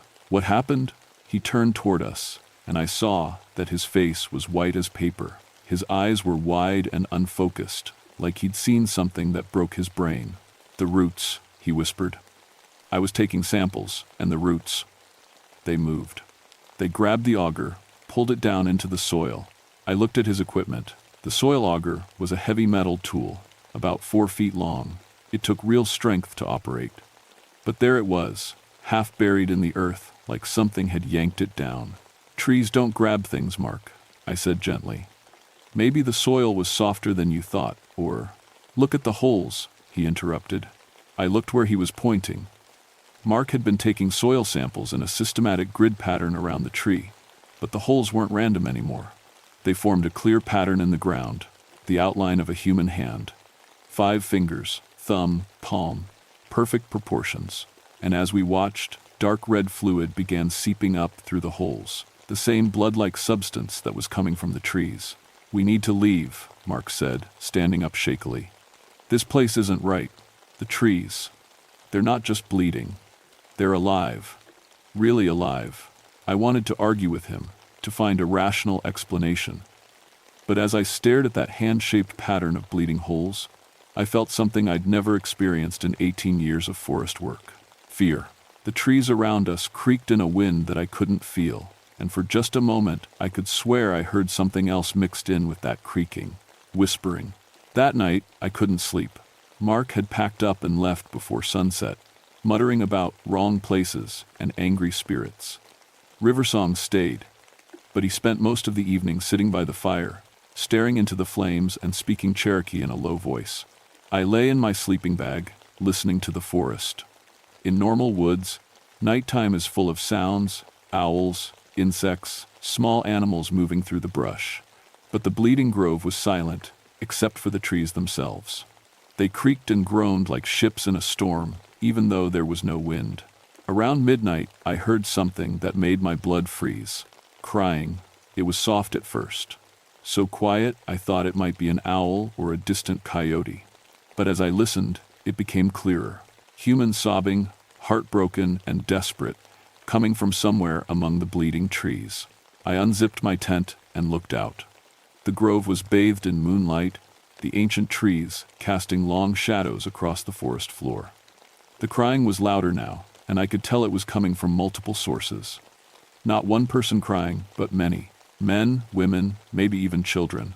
"Riversong," I whispered. "Are you awake?" No answer from his tent.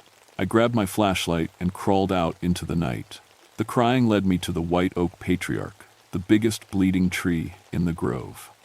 Up close, the sobbing was definitely coming from inside the trunk.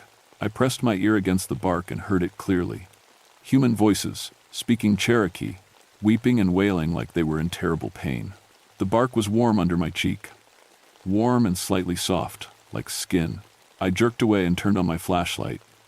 The beam illuminated the trunk, and I saw something that made me gasp. The face pattern in the bark had changed.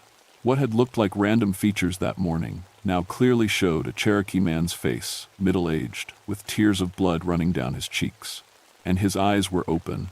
I stumbled backward, nearly tripping over my own feet. The flashlight beam wavered across the other bleeding trees, and I saw that they all had faces now, dozens of them, clear as portraits carved in living wood. Men, women, children, all Cherokee, all crying bloody tears, all watching me. "Catherine." The voice came from behind me. I spun around and saw Riversong walking toward me, but something was wrong with his movements. Too slow, too deliberate, like he was sleepwalking. "Catherine," he said again, but his voice sounded different. Older, sadder. "You understand now." "Understand what?" My voice came out as a squeak. "Why we chose the trees." He stopped about 10 feet away, and I could see that his eyes reflected my flashlight beam like an animal's. Why we stayed when the soldiers came. Why we let the forest take us. "We? Riversong, what are you talking about?" "My name is not Riversong," he said, and his voice was definitely not his own anymore. "I am Joseph Ridge. I died in these woods in 1838, when the white soldiers came to drag us to Oklahoma. We hid here, my family and I. But hiding was not enough. I wanted to run, but my legs wouldn't move. The crying from the trees was getting louder, turning into wails of grief and rage. The trees offered us sanctuary. The thing wearing Riversong's face continued. They said we could live forever, protect this place forever, if we were willing to become part of them. So we chose. We let our bodies feed the roots, let our spirits merge with the wood and sap. "That's impossible," I whispered.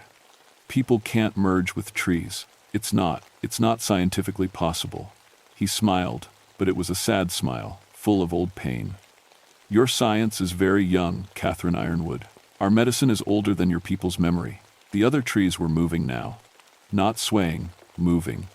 Their branches reaching toward me like arms, their root systems shifting under the soil. I could feel the ground trembling beneath my feet. "We have been protecting this forest for 147 years. Ridge," Riversong said, "keeping the sacred places safe from those who would destroy them. But you." He tilted his head. "You are different. You respect the forest. You understand that some things are worth protecting." "I'm just a scientist," I said. "I study tree diseases." "No." He stepped closer. "You are Catherine Ironwood. Your name tells us who you are. Iron for strength. Wood for wisdom. You were sent to us for a reason." The faces in the trees were all looking at me now, their bloody tears reflecting my flashlight beam like rubies. And I realized they weren't angry or threatening. They were pleading. "What do you want from me?" "Help us," Ridge said. "The forest is in danger. Your people plan to cut roads through the sacred grove, build hotels and gift shops. They call it development. We call it desecration. I can't stop development projects. I'm just a pathologist." "You can do more than you know," he said. "But first, you must understand what we are, what we've become. You must see the truth." He held out his hand. "Touch the tree, Catherine. Let us show you." I knew I should run. Every instinct I had was screaming at me to get out of that grove and never come back. But something in his voice, in the pleading faces of the trees, made me step forward. I reached out and placed my palm against the warm bark of the white oak patriarch. The world exploded into memory.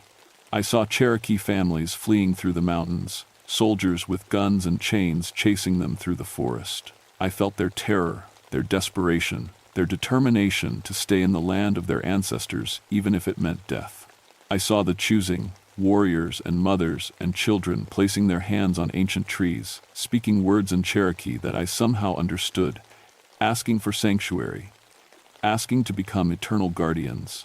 I felt their bodies dissolving into root and bark, their consciousness merging with the slow, deep thoughts of the forest. Not death, but transformation. Not an ending, but a new kind of life.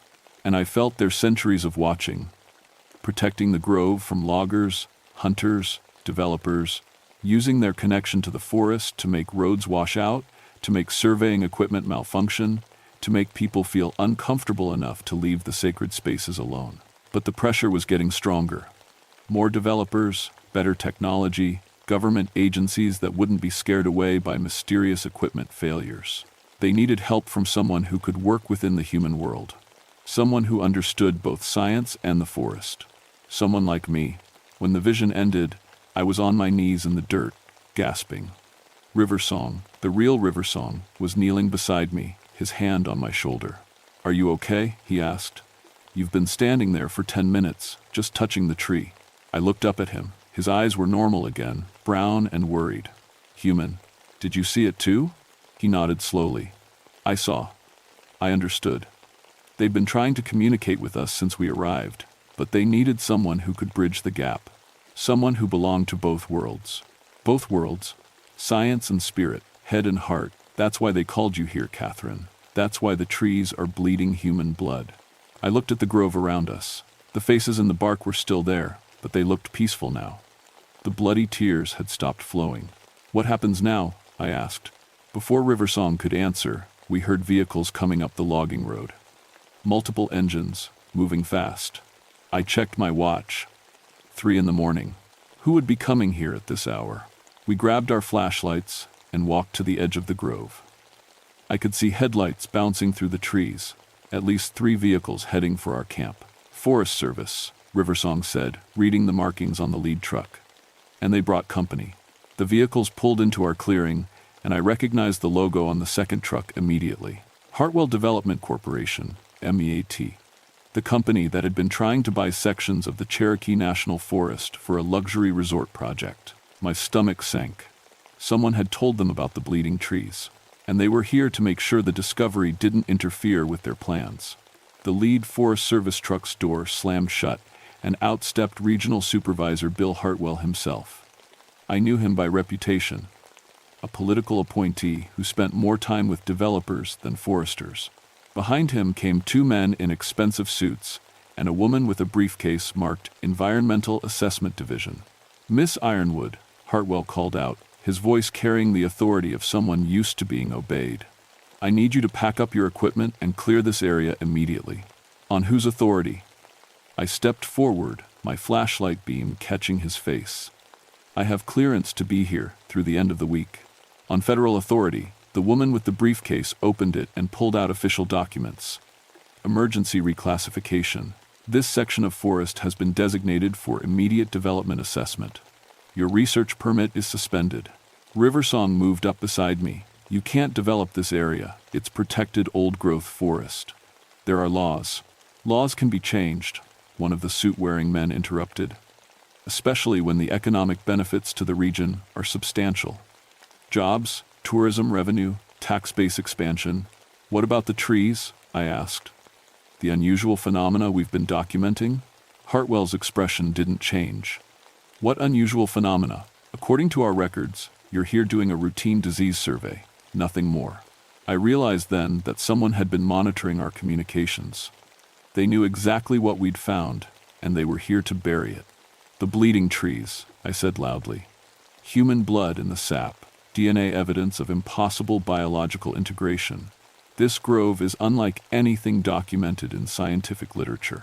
Miss Ironwood, the woman said calmly, I think the isolation and stress of fieldwork may be affecting your judgment. These are just trees, old trees that need to be cleared for proper land use. Show them, Riversong whispered. Take them to the grove. I nodded. Come with me, all of you, see for yourselves. We led the group into the bleeding grove, our flashlights cutting through the darkness. I was praying the trees would still be bleeding, that the faces would still be visible in the bark. We needed proof that couldn't be dismissed or covered up. But when we reached the white oak patriarch, everything had changed. The tree looked normal. No blood, no faces in the bark, no warm spots or unusual features. Just an old tree standing in a quiet forest. This is what you consider unusual? Hartwell asked, his voice dripping with sarcasm. It's a tree, Miss Ironwood, an old tree. I ran my hands over the bark, searching for the face that had been so clear just hours before. Nothing. The tree felt like ordinary bark, rough, cool, completely normal. They were here, I said desperately. The faces, the bleeding. Dr. Riversong saw them too. Dr. Riversong, the woman said, checking her papers, has been placed on administrative leave pending a psychological evaluation. Apparently, he's been claiming trees can talk to him. I spun around to look at Riversong, but he wouldn't meet my eyes. He looked confused, like he was having trouble remembering something important. I'm not sure what I saw, he said slowly. Maybe the stress of field work. Maybe I misinterpreted the data. They had done something to him. Drugs, hypnosis, something to muddle his memory of what had happened. And they were planning to do the same to me. You're making a mistake, I said, backing away from the group. This forest is protected by something you don't understand. If you try to develop it, Miss Ironwood, Hartwell interrupted, you're clearly suffering from exposure and stress. We're going to escort you out of the forest for your own safety. You can return to duty after a mandatory psychological evaluation and appropriate treatment. The two suited men stepped toward me, and I realized they weren't environmental assessors. They moved like security personnel, like people trained to handle situations where force might be necessary. I turned and ran. Behind me, I heard shouts and the crash of people running through the underbrush. Flashlight beams swept through the trees, but I knew the forest better than they did. I dodged between the ancient trunks, heading for the deepest part of the grove. As I ran, I felt the forest waking up around me. The trees began to creak and groan, their branches swaying despite the lack of wind. The temperature dropped noticeably, and I could see my breath in the flashlight beam. The ground under my feet felt soft and squishy, like it was becoming unstable. I reached the center of the grove, where the oldest and largest trees grew in a rough circle. This had to be the heart of whatever protected the forest. If the Cherokee spirits were going to make their move, it would be here. Please, I whispered, pressing my back against the largest tree. I tried to help. I tried to make them understand.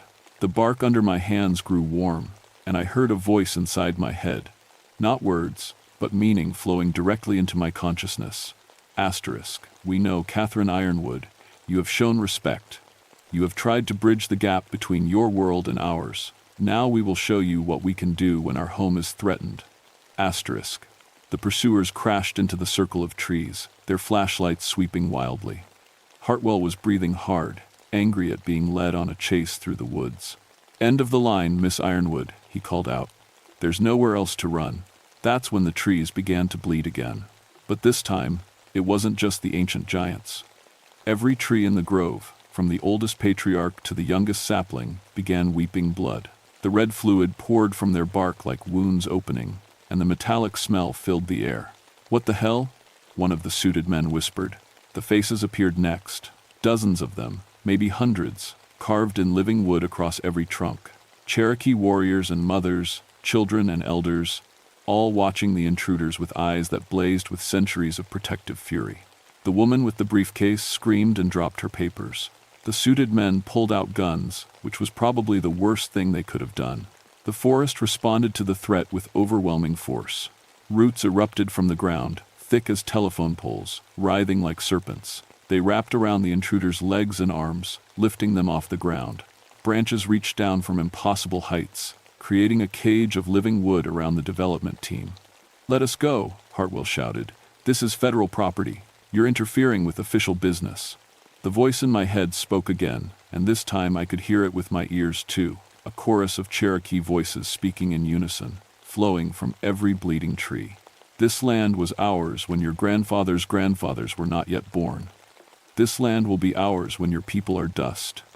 You will not cut our sacred places for your profit. Trees can't own land, Hartwell yelled. There are no property rights for forests. We are not just trees, the voices replied. We are the Cherokee who chose to become eternal guardians. We are the warriors who died to protect this place. We are the mothers who sacrificed their human lives to ensure the forest would endure forever.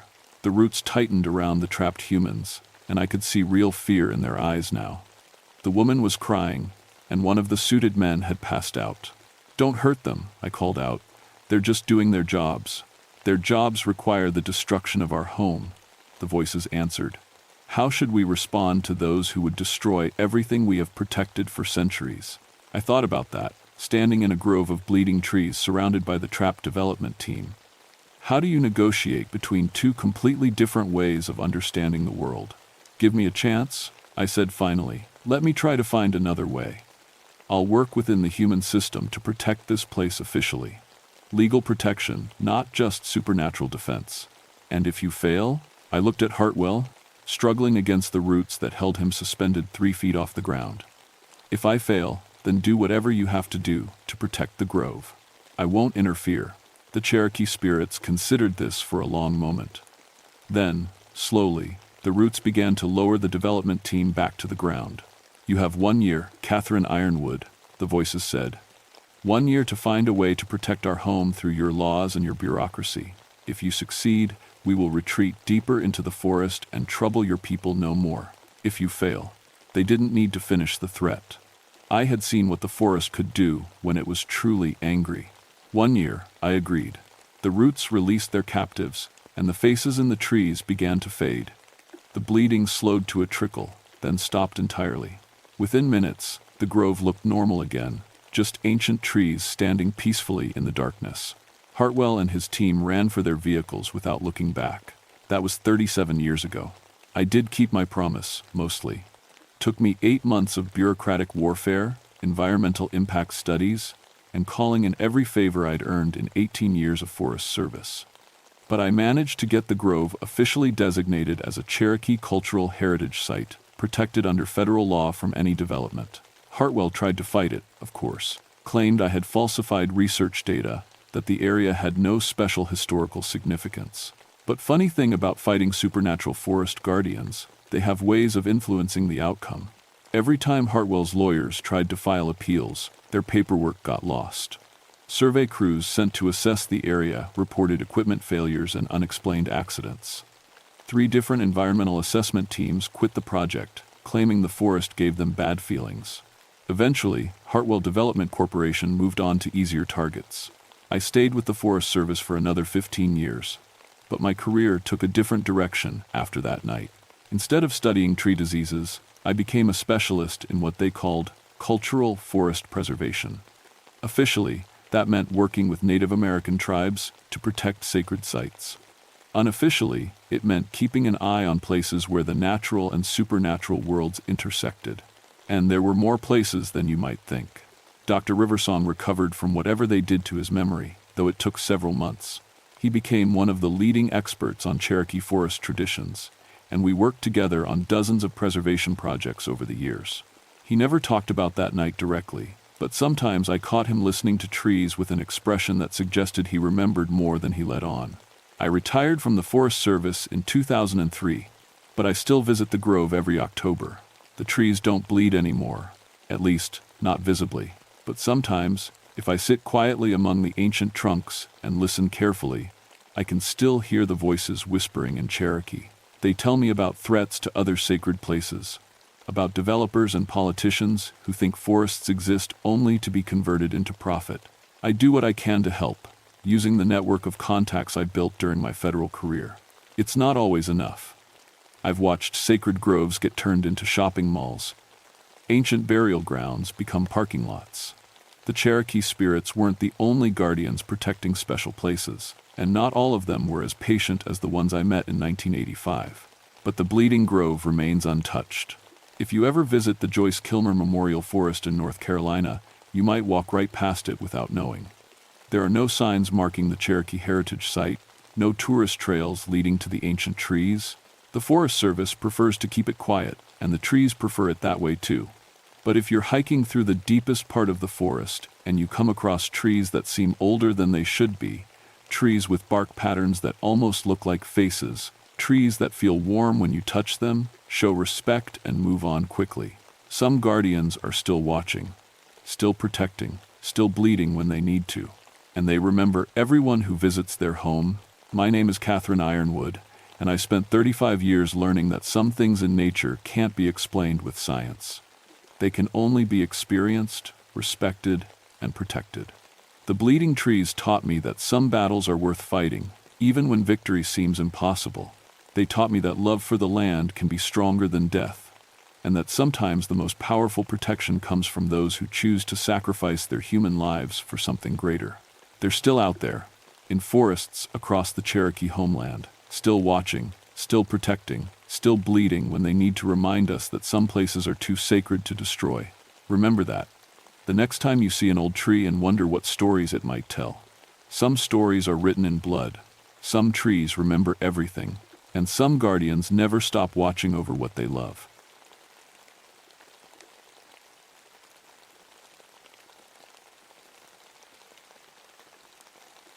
My name is Robert Ashford, and I've spent 16 years working for the National Park Service in West Virginia's coal country.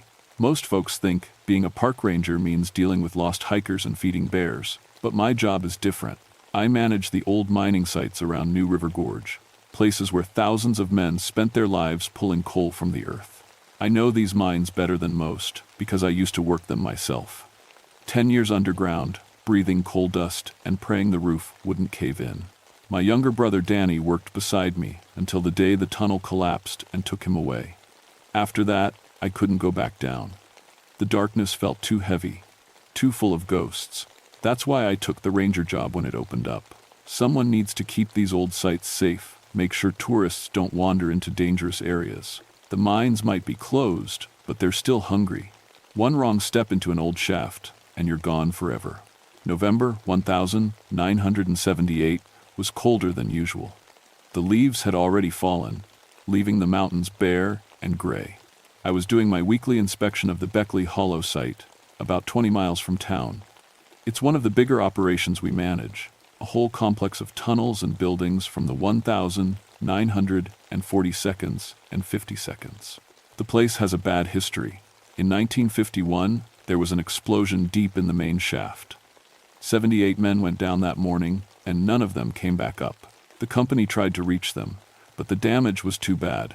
They sealed the tunnels and wrote it off as a total loss. The families never even got bodies to bury. I parked my truck next to the old office building and grabbed my inspection gear: hard hat, flashlight, methane detector, standard equipment for checking old mine sites. The detector is important because gas can build up in sealed areas, and one spark could blow the whole mountain apart. The first thing I noticed was wrong was the coal dust. Fresh black powder covered the loading dock, like someone had been moving coal recently. But this mine had been shut down for almost 30 years. No trucks, no workers, no reason for fresh dust. I checked the security fence around the main entrance, all locked up tight, no signs of breaking in. The warning signs were still in place. Danger. Abandoned mine, keep out. But something felt off about the whole place.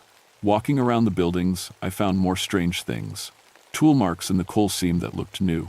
An old lunch pail sitting on a work table, like someone had just put it down. Inside the office, papers were scattered on the desk, work orders and timesheets that should have been cleaned up decades ago.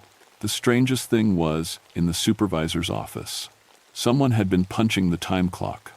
The cards were dated November 1978. But the names written on them made my blood run cold. Joseph Morrison, Frank Carver, names I recognized from the disaster memorial outside town. Men who died in 1951.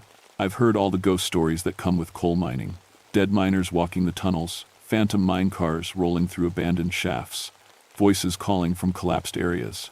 After losing Danny, I figured it was just grief talking. People need to believe their loved ones are still around somehow. But standing in that office, looking at time cards signed by dead men, I felt something I hadn't experienced since my brother died. Fear. Real, cold fear that made my hands shake as I radioed back to headquarters. Base, this is Robert at Beckley Hollow. I need someone to come out here. We might have trespassers. The radio crackled. Any damage to the site? I looked around the office again. Everything was neat and organized, like a crew had just finished their shift. No damage, but someone's been working here. Recent work. Copy that. We'll send Tom Carver out to assist. He should be there in an hour. Tom Carver. The name hit me like a punch. His father Frank had died in the '51 disaster. Tom grew up without him, raised by his mother, and the stories of what happened down in the dark. He joined the Mine Safety Division 5 years ago, and everyone said he worked twice as hard as anyone else, like he was trying to make up for something. While I waited for Tom, I walked the perimeter again. The methane detector in my hand started clicking near the sealed mine entrance. Gas levels were rising, which made no sense. The tunnels had been sealed with concrete and steel. There shouldn't be any methane escaping. But as I stood there, listening to the detector's urgent warning beeps, I heard something else. Something that made me question everything I thought I knew about dead places. From somewhere deep underground, echoing up through tons of rock and sealed concrete, came the sound of men working. Pickaxes hitting coal. Cartwheels rolling on rusty tracks. Voices calling to each other in the darkness. The sound of a mine that should have been silent for 27 years. Tom arrived just as the sun was setting behind the mountains. He pulled up in his safety inspection truck, loaded with all the latest equipment. Gas detectors, oxygen meters, thermal cameras, gear that would have saved lives back in 1951 if anyone had cared enough to buy it. "What's the situation?" he asked, grabbing his hard hat. Tom was about my age, with the serious look of a man who took mining safety personally. His father's death had shaped everything about him. I led him to the office building and showed him the time cards. Tom's face went white when he saw his father's name written in pencil on a card dated 3 days ago. "This is someone's idea of a sick joke," he said, but his voice shook. "Dad's been dead since before I was born." That's what I thought too. But look at this. I took him to the loading dock and pointed out the fresh coal dust. Then to the work area where new tool marks scored the coal face. Tom ran his fingers over the marks, and I could see him trying to make sense of it all. "Someone's definitely been working here," he said, "but who and why?" That's when we heard it. The sound I'd noticed earlier, but louder now. Clearer. The unmistakable noise of a mining operation in full swing, pickaxes and shovels, men calling to each other. The rumble of coal cars moving through tunnels. Tom froze. "That's coming from the main shaft." The sealed shaft. We stood there, listening as the sounds grew stronger. It wasn't random noise or wind through the tunnels. This was organized work. A full mining crew doing their job. Tom pulled out his thermal camera and pointed it at the sealed entrance. The screen lit up with heat signatures. Multiple human-shaped figures moving around inside the tunnel. Warm bodies working in a mine that had been sealed for 30 years. "That's impossible," Tom whispered. The methane detector started screaming. Gas levels were spiking way beyond safe limits. Whatever was happening down there was releasing dangerous amounts of gas into the air. "We need to evacuate the area," I said. "If that gas finds a spark." The lights in the office building flickered on. One by one, windows lit up like someone was going through the building turning on switches. But we'd checked the electrical system earlier. The power had been cut off decades ago. Tom grabbed his radio. "Base, this is Carver at Beckley Hollow. We have a situation here. Possible gas leak and unauthorized personnel in a sealed mine." Static answered him. Nothing but white noise. "Radio's not working," he said, but I could hear the fear creeping into his voice. The office door opened. Not slowly or mysteriously, just opened like someone was coming home from work. A figure stepped out, and my heart nearly stopped. It was a miner in full work gear. Hard hat with a carbide lamp, coveralls black with coal dust, safety equipment that looked like it came from the 1,950 seconds. He walked like a man finishing a long shift, tired but satisfied with his work. The figure looked right at us, touched the brim of his hard hat in greeting, and walked toward the mine entrance. He didn't speak, but there was something familiar about the way he moved. "Dad," Tom whispered. More miners appeared, coming out of the office building, emerging from work areas around the site. All of them in vintage gear, all of them looking like they'd just finished their shift. They nodded to us politely as they passed, like we were just another work crew. I counted 15 men before I stopped counting. All of them walking calmly toward the sealed mine entrance. All of them looking exactly like what they were. Coal miners heading home after a hard day's work. The sealed concrete entrance cracked open like a door. Not broken or blasted, just opened, like the concrete remembered how to move. The miners filed through one by one, and I could hear their voices echoing from inside. "Good shift today, boys. See you tomorrow. Mine the gas pocket in Tunnel 3. The last miner stopped and looked back at us. He was older than the others, with the confident bearing of a shift supervisor. His name tag read Morrison, the same name I'd seen on the time card. He walked over to us, and I could smell the coal dust on his clothes, feel the heat from his carbide lamp. This wasn't a ghost or hallucination. This was a real person, as solid as Tom or me. "You boys be careful around here at night," Morrison said. His voice was gravelly, worn down by years of breathing coal dust. "The mine's still active. We're working to keep it safe, but there's always danger underground." "You're dead," Tom said, but Morrison just smiled. "Death don't stop good work, son. Your daddy knows that. He's been pulling the worst gas pockets out of Tunnel 7 for years now. Dangerous work, but someone's got to do it." The supervisor touched his hat brim again and walked toward the entrance. Just before he disappeared into the tunnel, he called back to us. "Check the time cards in the morning. We've been putting in full shifts since 1951, making sure no one else gets hurt down here. Some jobs are too important to quit." The concrete entrance sealed itself behind him with a grinding sound like heavy machinery.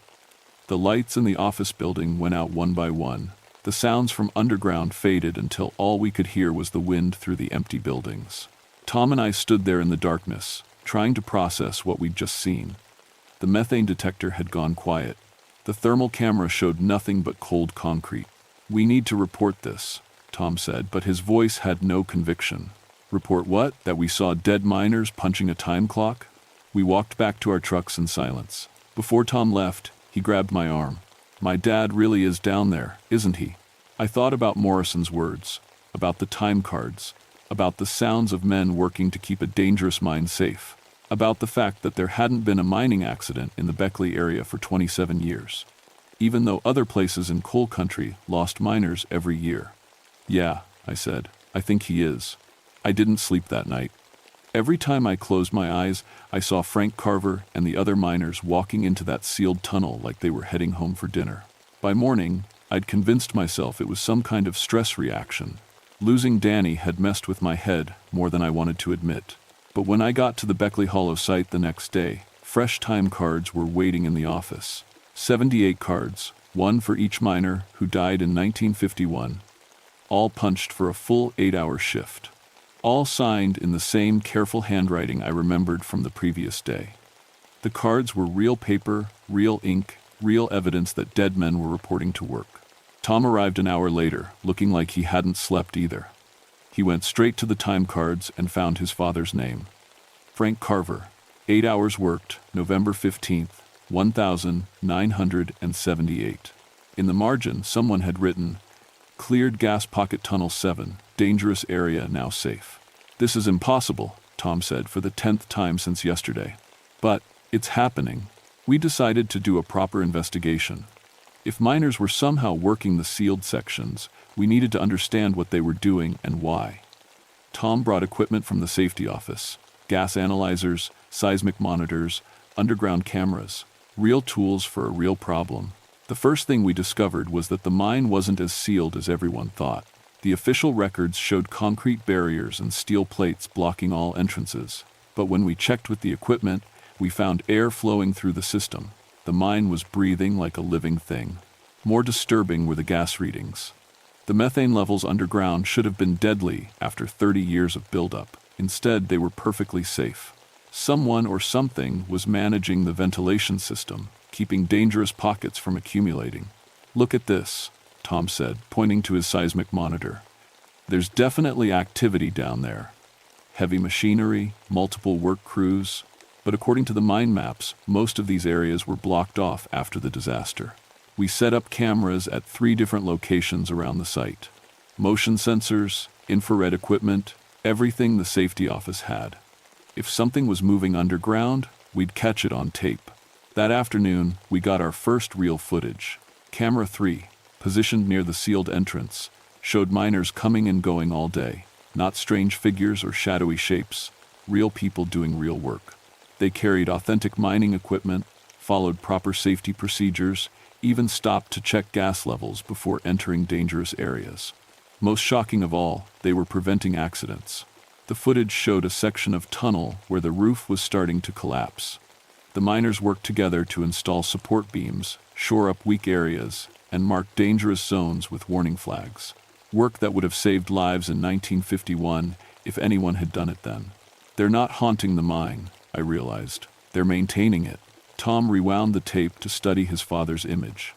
Frank Carver looked exactly like the photos Tom's mother kept on the mantelpiece, a young man in his 20s, strong and confident. But this Frank had 30 years of experience, knowledge of mining dangers that had killed him the first time. "He's trying to finish the job," Tom said quietly. "Dad died trying to warn people about Gas Pocket 7. Now he's actually fixing it." That night, we decided to stay at the site. If the miners were working regular shifts, we wanted to observe them directly. Tom brought sleeping bags and camping gear. I brought every ghost story book I could find in the Beckley Library. According to local folklore, the disaster in 1951 wasn't just an accident. The mine supervisors knew about gas problems, but ignored them to meet production quotas. When the explosion happened, rescue efforts were abandoned too quickly. Miners who might have been saved were left to die. Families always said the men were still alive when they sealed the tunnels, I read aloud. They claimed to hear voices calling for help for weeks after the concrete was poured. My mother told me Dad died trying to dig his own way out, said he was always stubborn about finishing what he started. At midnight, the work shift began. Lights came on throughout the complex, the office building, the equipment sheds, even the old worker cafeteria. Machinery started up, conveyor belts, ventilation fans, pumps that had been silent for decades. The whole mine came alive like someone had thrown a master switch. The miners arrived in groups, talking quietly among themselves as they checked equipment and reviewed work assignments. They moved with the confidence of men who knew their jobs perfectly. No wasted motion, no uncertainty about dangerous areas. We watched from our camping spot as Frank Carver led a crew toward Tunnel 7. They carried gas detection equipment and roof support materials. Professional miners doing professional work. "They're not evil or angry," Tom said. "They're just working." Around 3 a.m., something went wrong. Alarms started blaring from the mine entrance. Emergency lights flashed throughout the complex. Miners came running from different areas, shouting warnings about a gas explosion in the new section. New section? According to the maps, there was no new section. But the miners ran toward an area that had been marked as completely sealed. We followed them, staying back but close enough to see what was happening. The sealed tunnel entrance had opened into a passage I'd never seen before. Fresh air flowed out, carrying the smell of coal dust and machine oil. Deep underground, we could hear the sound of a major accident. Roof collapse, rushing water, men calling for help. But these weren't the voices of dead miners from 1951. These were contemporary voices. Modern miners in trouble? "Someone's trapped down there," Tom said. "Real people, right now." The ghost miners organized rescue operations with military precision. Teams went in with ropes and breathing equipment while others set up emergency medical stations. They knew exactly what to do because they'd been through this before. Morrison, the shift supervisor, appeared beside us. In daylight, he'd looked like a solid, normal person. In the emergency lighting, I could see through him like glass. But his voice was completely real. "Strip mining operation broke through into our work area," he explained. "Modern company, cutting corners on safety. We've been trying to prevent this for weeks." "How do we help?" I asked. Morrison looked surprised that I'd spoken to him directly. Most living people couldn't see the miners clearly, let alone have conversations with them. "You can see us because you lost someone down here," he said. "Your brother Danny, he's been working Tunnel 12, keeping the water pumps running. Good man. My legs almost gave out. Danny was here." "My little brother," who died in a cave-in 3 years ago, was still working underground. The living miners need medical attention when we bring them up, Morrison continued. They'll have gas poisoning and crush injuries. You boys know first aid? Tom and I nodded, too shocked to speak clearly. Then make yourselves useful. Some jobs require the living and the dead working together. The first modern miner came out of the tunnel on a stretcher carried by men who'd been dead for 30 years. He was unconscious but breathing, covered in coal dust and cuts from falling rock. Tom immediately started first aid while I radioed for medical evacuation. How many more? I asked Morrison. 6 total. Bad gas pocket opened when they broke through. 2 are in critical condition. More stretchers appeared. The ghost miners worked smoothly with Tom and me, like we'd been part of their crew for years. They knew exactly how to handle emergency medical procedures, and their knowledge was saving lives. Base, this is Robert at Beckley Hollow. We have multiple casualties from mining accident. Need immediate medical helicopter and gas leak response team. The radio crackled to life. Roger, Robert. Medical units en route. What's your status? I looked around at ghost miners performing CPR on unconscious men while their supervisor coordinated rescue operations from beyond the grave. Situation is under control. The last 2 miners were in bad shape. One had been trapped under fallen rock, and the other had inhaled massive amounts of methane. Without immediate advanced medical care, they would die. That's when Danny appeared. My little brother looked exactly like I remembered him. 26 years old, always smiling, safety equipment that he'd maintained perfectly because he was proud of his work. But there was something different in his eyes. 3 years of supernatural experience had given him knowledge no living miner could possess. Bobby, he said, using my childhood nickname. These men are going to die unless we do something the living world can't do. What do you mean? Danny explained that the ghost miners could temporarily share their supernatural protection with living people. Keep them alive long enough to reach the hospital. But it required a living person to serve as a bridge between worlds. Dangerous for you, Danny warned. You'll see everything we've been doing down here for 30 years. All the accidents we've prevented, all the lives we've saved. It might change you permanently. I looked at the 2 dying miners. One was about Danny's age when he died. The other reminded me of Tom's father. Young man, just trying to make a living in dangerous work. Do it. Danny placed his hand on my shoulder. The world exploded into supernatural awareness. I could see the entire mind system as it existed across multiple time periods. The 1,951 tunnels where 78 men had died. The modern excavation that had broken through safety barriers. The supernatural workspace where ghost miners had been preventing disasters for 3 decades. The dead miners weren't just maintaining old tunnels, they were actively protecting new mining operations throughout the region. Every time a roof showed signs of collapse, they shored it up. Every time gas levels got dangerous, they vented the pockets safely. Every time equipment failed, they fixed it. For 30 years, they'd been preventing the kind of disaster that killed them. The mining accident rate in the Beckley area was the lowest in the country because dead miners were working overtime to keep living miners safe. Why? I asked Danny. Why keep working after death? Because we know what it's like to die in the dark, he said. To be trapped underground while people give up on rescuing you. We won't let that happen to anyone else. The supernatural protection flowed through me into the 2 dying miners. Their breathing stabilized, their vital signs improved. They would live long enough to reach the hospital. But the experience was changing me. I could feel connections forming with the underground workers, supernatural awareness of mining dangers throughout the region. I was becoming part of their protective network. Medical helicopters arrived as the sun came up. Paramedics took over care of the rescued miners, asking no questions about how they'd survived such severe injuries. Tom and I watched them fly away, knowing we'd probably saved 6 lives. Morrison approached as the ghost miners finished securing the accident site. The modern company that caused this will be back, he said. They're planning a major strip mining operation that will destroy everything we've built. All our safety improvements, all our protective systems. Can you stop them? Not legally, but we won't let them cause another disaster like 1951. Some things are too important to leave to the living. As the morning shift ended, I realized the ghost miners faced a terrible choice. They could continue their invisible protection work, and watch modern companies destroy their safety systems, or they could reveal themselves and fight directly to prevent mining disasters. There's going to be a war, Morrison said, between those who profit from dangerous mining and those who died from it. You boys need to decide which side you're on. Tom looked at me with new understanding. My father's been protecting people for 30 years. I can't let some company undo all his work. I thought about Danny and the other miners who'd given their lives to keep people safe. About the 6 men who were alive because dead miners cared more about safety than living supervisors did. We're with you, I said. Morrison smiled for the first time since I'd met him. Then welcome to the longest shift in mining history. Hope you're ready to work overtime. The ghost miners began disappearing as full daylight arrived, but I could still feel their presence, still sense the vast network of supernatural protection they'd built throughout the mountains. And I knew that tomorrow night, when the next shift began, Tom and I would be part of it. Some jobs are too important to end with death. Some work requires the living and the dead working together.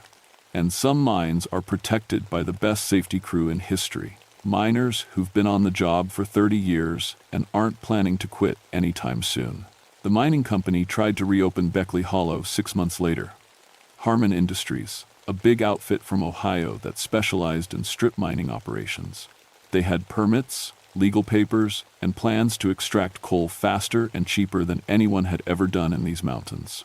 Their equipment lasted 3 days. Bulldozers broke down mysteriously. Explosive charges failed to detonate. Drilling equipment jammed in ways that baffled the mechanics. Every time the crew tried to work, something went wrong. Nothing dangerous. The ghost miners were too professional to hurt innocent workers. But nothing worked right either. The company foreman, a tough man named Bradley, who'd worked strip mines across 3 states, quit after he found a time card on his desk signed by Joseph Morrison, dated 1951, with a note that read, "Safety inspection failed. Site closed until further notice."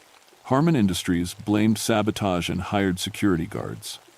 The guards reported strange things: lights in the abandoned buildings, sounds of mining equipment from underground, men in old-fashioned work clothes who appeared and disappeared without explanation. Tom and I submitted a report to the Park Service, recommending permanent closure of the site for safety reasons. We documented unstable ground conditions, gas leaks, and structural damage to the sealed tunnels. All true, although we didn't mention that the ghost miners were deliberately maintaining those conditions to keep modern operations away.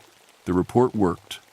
Beckley Hollow became a protected heritage site, officially off-limits to commercial mining. The ghost miners had won their first legal victory, but the real change was in me. I could sense mining dangers across the entire region now. Whenever gas levels got too high in an active mine, I felt it like physical pain. When roof supports were failing, I knew exactly where and how bad. The supernatural connection Danny had given me made me the most accurate safety inspector in West Virginia. Other rangers started calling me for consultation on mine sites. My accident predictions were always right. My safety recommendations always worked. I never explained how I knew what I knew. Tom transferred to the mine safety office and became the youngest supervisor in the division's history. His ability to prevent accidents was legendary. Miners started saying Tom Carver could smell danger a week before it happened. They weren't wrong. He was getting the same supernatural warnings I was. We never saw the ghost miners directly again, but we felt their presence every day. Time cards appeared regularly in abandoned mine offices, documenting ongoing safety work. Fresh tool marks showed up in dangerous areas where someone had been installing supports or venting gas pockets. The mining accident rate in our region dropped to 0. Not the lowest in the state, 0. For 3 straight years, not a single miner died in our jurisdiction. Other areas of coal country lost dozens of men to preventable accidents, but our mines were protected by the most dedicated safety crew in history. I still work for the Park Service, managing heritage sites throughout the mountains. Every old mine has its own crew of protective spirits now. Miners who died in accidents but refused to let others follow them into the darkness. They're building a supernatural safety network that covers hundreds of square miles of coal country. Tom runs the regional mine safety office. His teams have the best record in the industry, and young miners come from all over the country to learn his safety techniques. He's training a new generation of miners who understand that some work is too important to leave to chance. Sometimes, late at night when I'm doing site inspections, I hear Danny's voice calling from the tunnels. He sounds happy, satisfied with work well done. He tells me about the lives they've saved, the accidents they've prevented, the families who still have fathers and sons because dead miners refuse to let the past repeat itself. "Good work, Bobby," he always says. "See you next shift." I never go down into the tunnels myself. That's work for the dead. My job is to make sure the living world respects what they're doing down there, to protect their protective work from companies that care more about profit than safety. But I know that someday, when my time comes, I'll join the longest shift in mining history. I'll report to Morrison for my assignment and spend eternity making sure no miner dies alone in the dark. Because some jobs are too important to end with death. And the mountains of West Virginia are protected by the hardest working miners who ever lived or died. If you're ever touring old mine sites and you hear equipment running in sealed areas, show respect. Some workers take their jobs seriously enough to work forever. And if you find fresh time cards in abandoned offices, don't report it as vandalism. Report it as the most dedicated work crew in the history of coal mining, still punching the clock after 30 years underground. They're keeping us all safe, one shift at a time.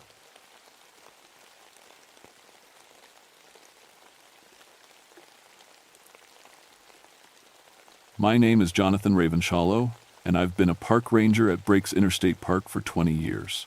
The park sits right on the border between Kentucky and Virginia, where the Russell Fork River carved out a gorge so deep and wild that people call it the Grand Canyon of the South. I'm 43 now, been divorced for 5 years, and I've got 2 kids I see on weekends when I'm not working. Before I became a ranger, I spent 15 years as an emergency medical technician. I've seen enough broken bodies and desperate people to fill a lifetime. That's probably why the Park Service put me in charge of visitor safety and emergency rescue operations. The place I work isn't like your typical national park with paved trails and gift shops. Breaks Interstate Park is raw wilderness. We've got 1,000-foot cliff faces, frozen waterfalls in winter, and hiking trails that can kill you if you're not careful. The centerpiece of it all is a spot called Lover's Leap, an overlook where you can see for miles across the gorge. Lover's Leap got its name the hard way. For more than 150 years, people have been jumping off that cliff. Young couples, mostly, who thought dying together was better than living apart. The local papers keep track of it like some kind of sick scoreboard. As the ranger in charge of that area, I've talked more people down from that cliff than I care to remember. I always figured I understood what drove people to jump. Depression, broken hearts, money troubles, the usual things that make people give up hope. In my EMT days, I learned to spot the warning signs. Sudden calmness after days of panic, giving away possessions, talking about how much better everyone would be without them. I got pretty good at crisis intervention. Suicide prevention was my specialty, but I never believed in ghosts. Never thought the dead could reach out and grab the living. When people told me about the bridgekeeper, some spirit that was supposed to guide lovers to their deaths, I just figured it was local folklore. Small town stories to make sense of tragedy. That changed during Valentine's weekend, 1981. The Weather Service had been tracking a massive ice storm for 3 days. The kind of storm that shuts down highways and knocks out power lines. By Friday morning, February 13th, the whole region was locked under 2 inches of solid ice. Every road into the park was closed. The trails were glazed death traps, where one wrong step would send you sliding into the gorge. I should have been sitting in the ranger station with a cup of coffee and a good book, waiting for the storm to pass. The park was officially closed, no visitors allowed, but around noon, I got a call on the emergency radio. "Ranger Station, this is State Police Dispatch. We've got reports of vehicles in your park despite the closure, people trying to access the tower's overlook area." I stared out the window at the ice-covered trees. "That's impossible," I told them. "The access road's been closed since yesterday. Nobody could get through this ice." "Sir, we've got 3 separate calls from concerned family members. Their loved ones left home this morning saying they were going to Lover's Leap." My stomach dropped. Lover's Leap was at the end of a mile-long trail that was dangerous enough in good weather. In these conditions, it would be like walking a tightrope over hell. I loaded my emergency gear into my truck, climbing ropes, medical supplies, radio equipment, cold weather survival gear. The whole time I kept thinking about something my old EMT supervisor used to say.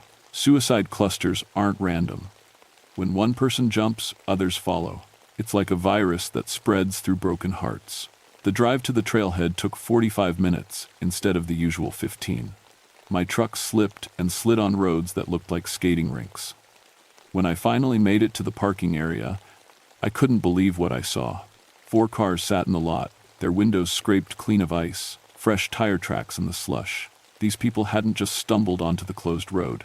They'd driven here deliberately, in the worst ice storm Kentucky had seen in decades. I grabbed my gear and started up the trail. That's when I noticed something that made my blood run cold. The trail was covered in a perfect sheet of ice, except for a narrow path right down the middle. About 3 feet wide, just enough for 2 people walking side by side.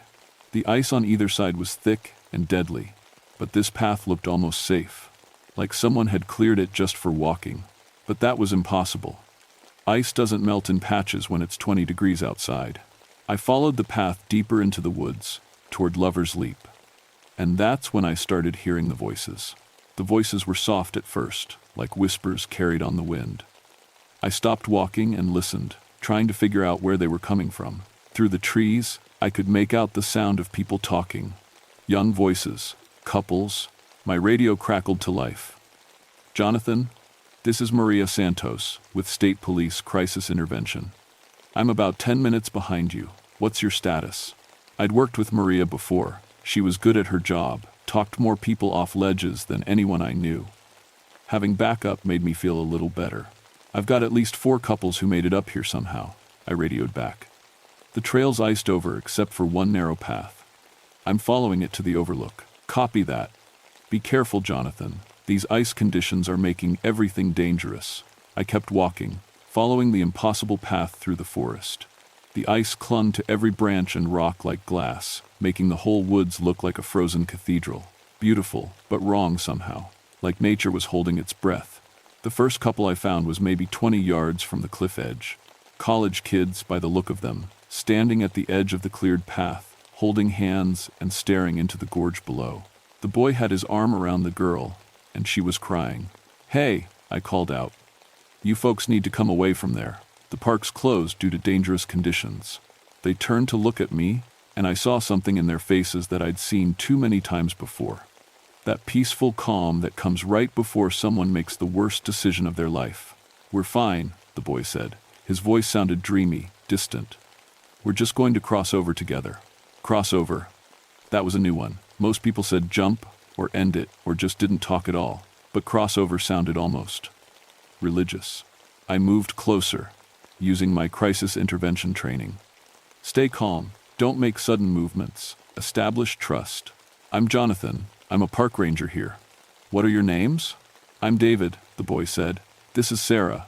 We've been together for 3 years, but her parents want us to break up. They don't think I'm good enough for her." The classic Romeo and Juliet story. I'd heard it dozens of times. "That's tough," I said, taking another step closer. "But ending your life isn't going to solve anything. There are other ways to handle family problems." Sarah spoke for the first time. Her voice was strange, like she was talking in her sleep. "The lady said we could be together forever. She showed us the bridge." I looked around. There was no bridge anywhere near Lover's Leap, just the cliff and the gorge below. "What lady?" I asked. David pointed toward the cliff edge. "She's right there. Can't you see her?" I looked where he was pointing. There was nothing but empty air and a 1,000-foot drop to the river below. But as I watched, something caught my eye. The ice at the very edge of the cliff seemed to extend out into space, like a platform or walkway made of frozen water, stretching about 10 feet beyond the solid rock. That was impossible. Ice doesn't form bridges in midair. "David, Sarah, I need you to step back from the edge," I said, trying to keep my voice steady. "There's no bridge there, just a very long fall." But they weren't listening to me anymore. They were walking forward, hand in hand, toward the cliff edge, toward the impossible ice bridge that shouldn't exist. I lunged forward and grabbed David's arm just as they reached the edge. The moment I touched him, something hit me like a physical force. Not wind or cold, but pure emotion. Despair, so deep it felt like drowning. The overwhelming feeling that nothing would ever be right again, that death was the only escape from pain. For just a second, I understood completely why they wanted to jump. Then my training kicked in. I dragged them both back from the edge, fighting against their attempts to pull away from me. "Maria," I shouted into my radio, "I need immediate backup at the overlook. I've got 2 people in crisis." "On my way," came the reply. I managed to wrestle David and Sarah about 20 feet back from the cliff. They stopped struggling, but they kept staring at the edge with that same dreamy expression. "The bridge is beautiful," Sarah whispered. She said we could walk across it together and never have to worry about being apart again. I looked back toward the cliff. The ice bridge was still there, gleaming in the gray afternoon light. Solid enough to walk on, if you were crazy enough to try. But ice doesn't work that way. Ice can't support its own weight hanging in midair. It should have collapsed the moment it formed. That's when I heard the other voices. From different parts of the woods around the overlook, I could hear more couples talking. Soft, loving conversations about being together forever. About crossing over. About bridges that would carry them to eternal love. My radio crackled again. "Jonathan, I found another couple about 100 yards from your position.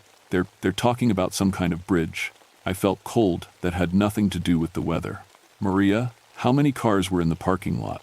I counted 5. Maybe 6? That meant there could be 10 or 12 people up here, all walking toward Lover's Leap, all talking about bridges that shouldn't exist. I looked back at the ice formation, extending out over the gorge. In the fading afternoon light, it almost looked like a woman was standing on the far end of it. A woman in an old-fashioned dress, beckoning to someone just out of sight. But that had to be a trick of the light. Had to be. "David, Sarah," I said carefully, "I need you to tell me about this lady you saw. What did she look like?" Sarah's eyes were unfocused, like she was remembering a dream. She was beautiful, long brown hair, white dress. She said she understood what it was like to lose the person you love most. She said she could help us. A chill ran down my spine that had nothing to do with the ice storm.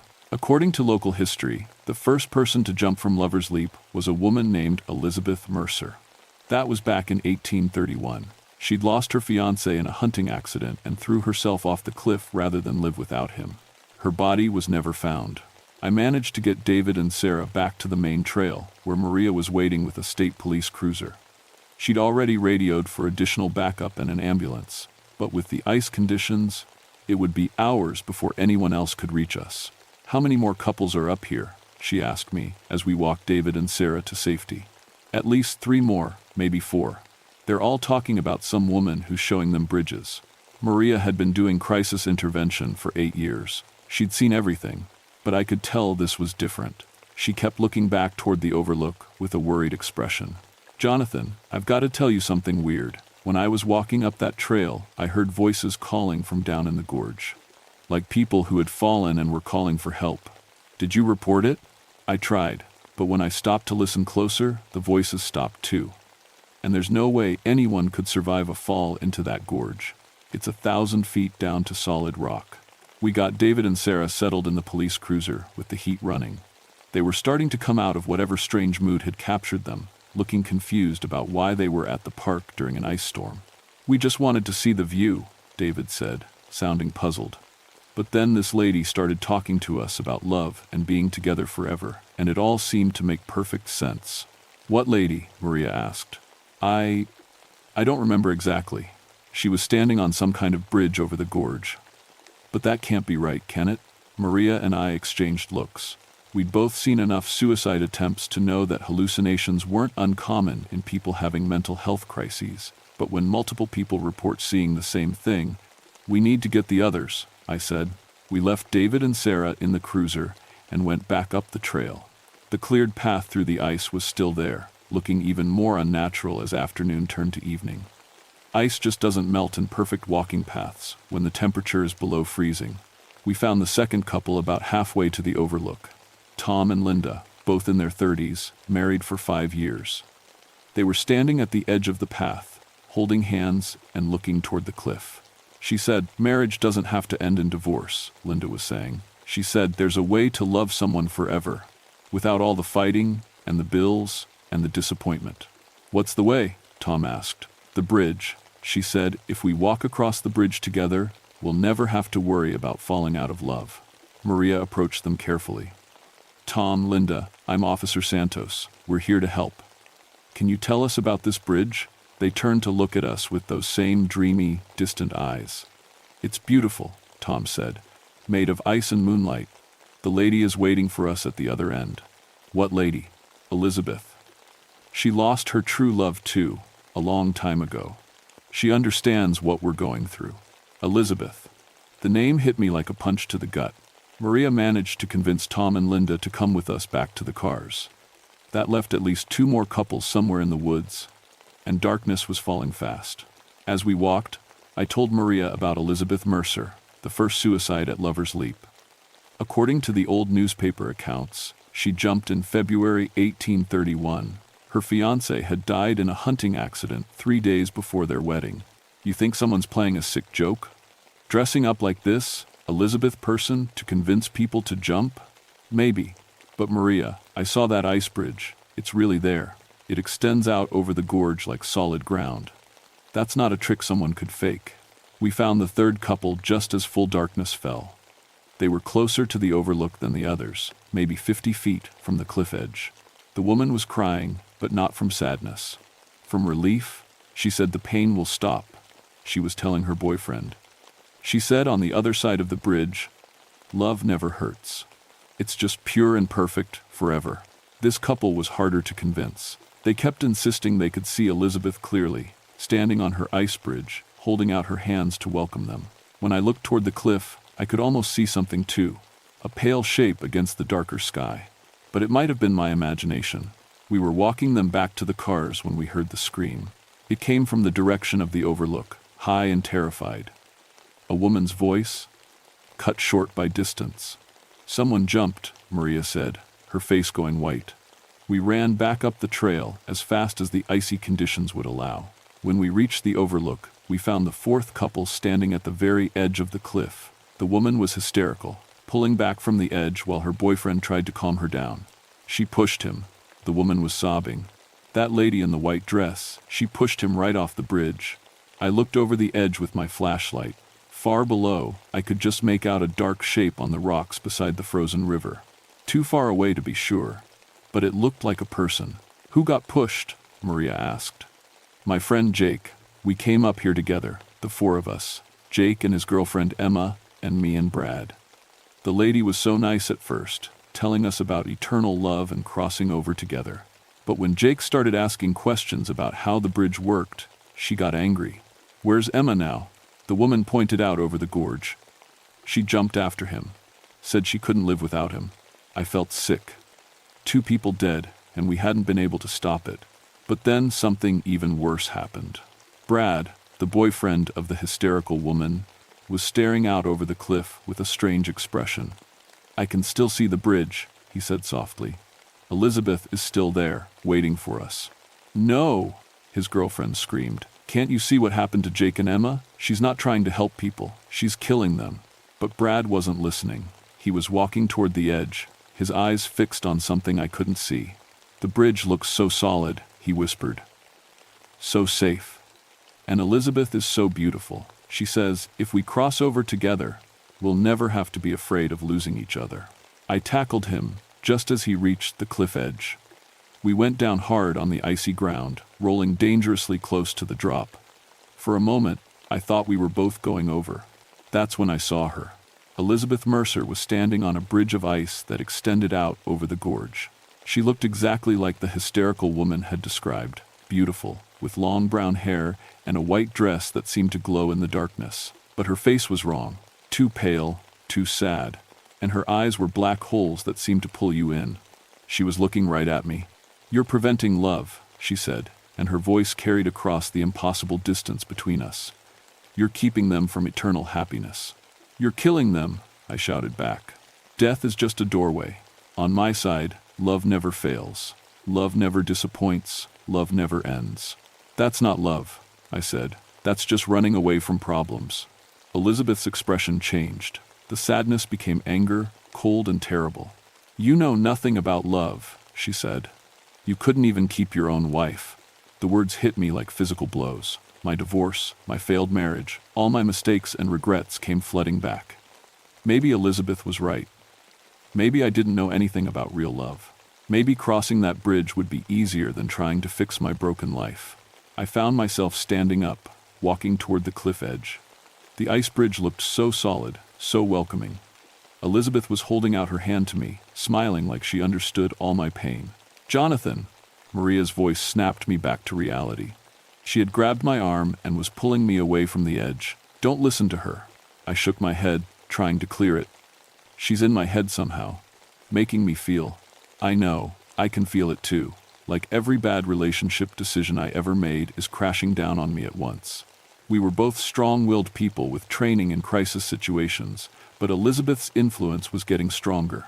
I could feel the despair creeping back in, making my problems seem unsolvable, making death seem like relief. "We need to get out of here," I said.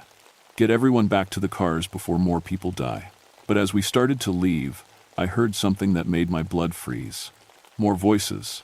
Coming from different directions in the woods, new couples were arriving at Lover's Leap, drawn by the same impossible force that had brought the others. We managed to get the surviving couple back to the parking lot, but my relief didn't last long. 3 more cars had arrived while we were on the trail. In the middle of the worst ice storm in years, people were still driving to a closed park to visit a dangerous cliff. That's when I knew we weren't dealing with ordinary suicide clusters.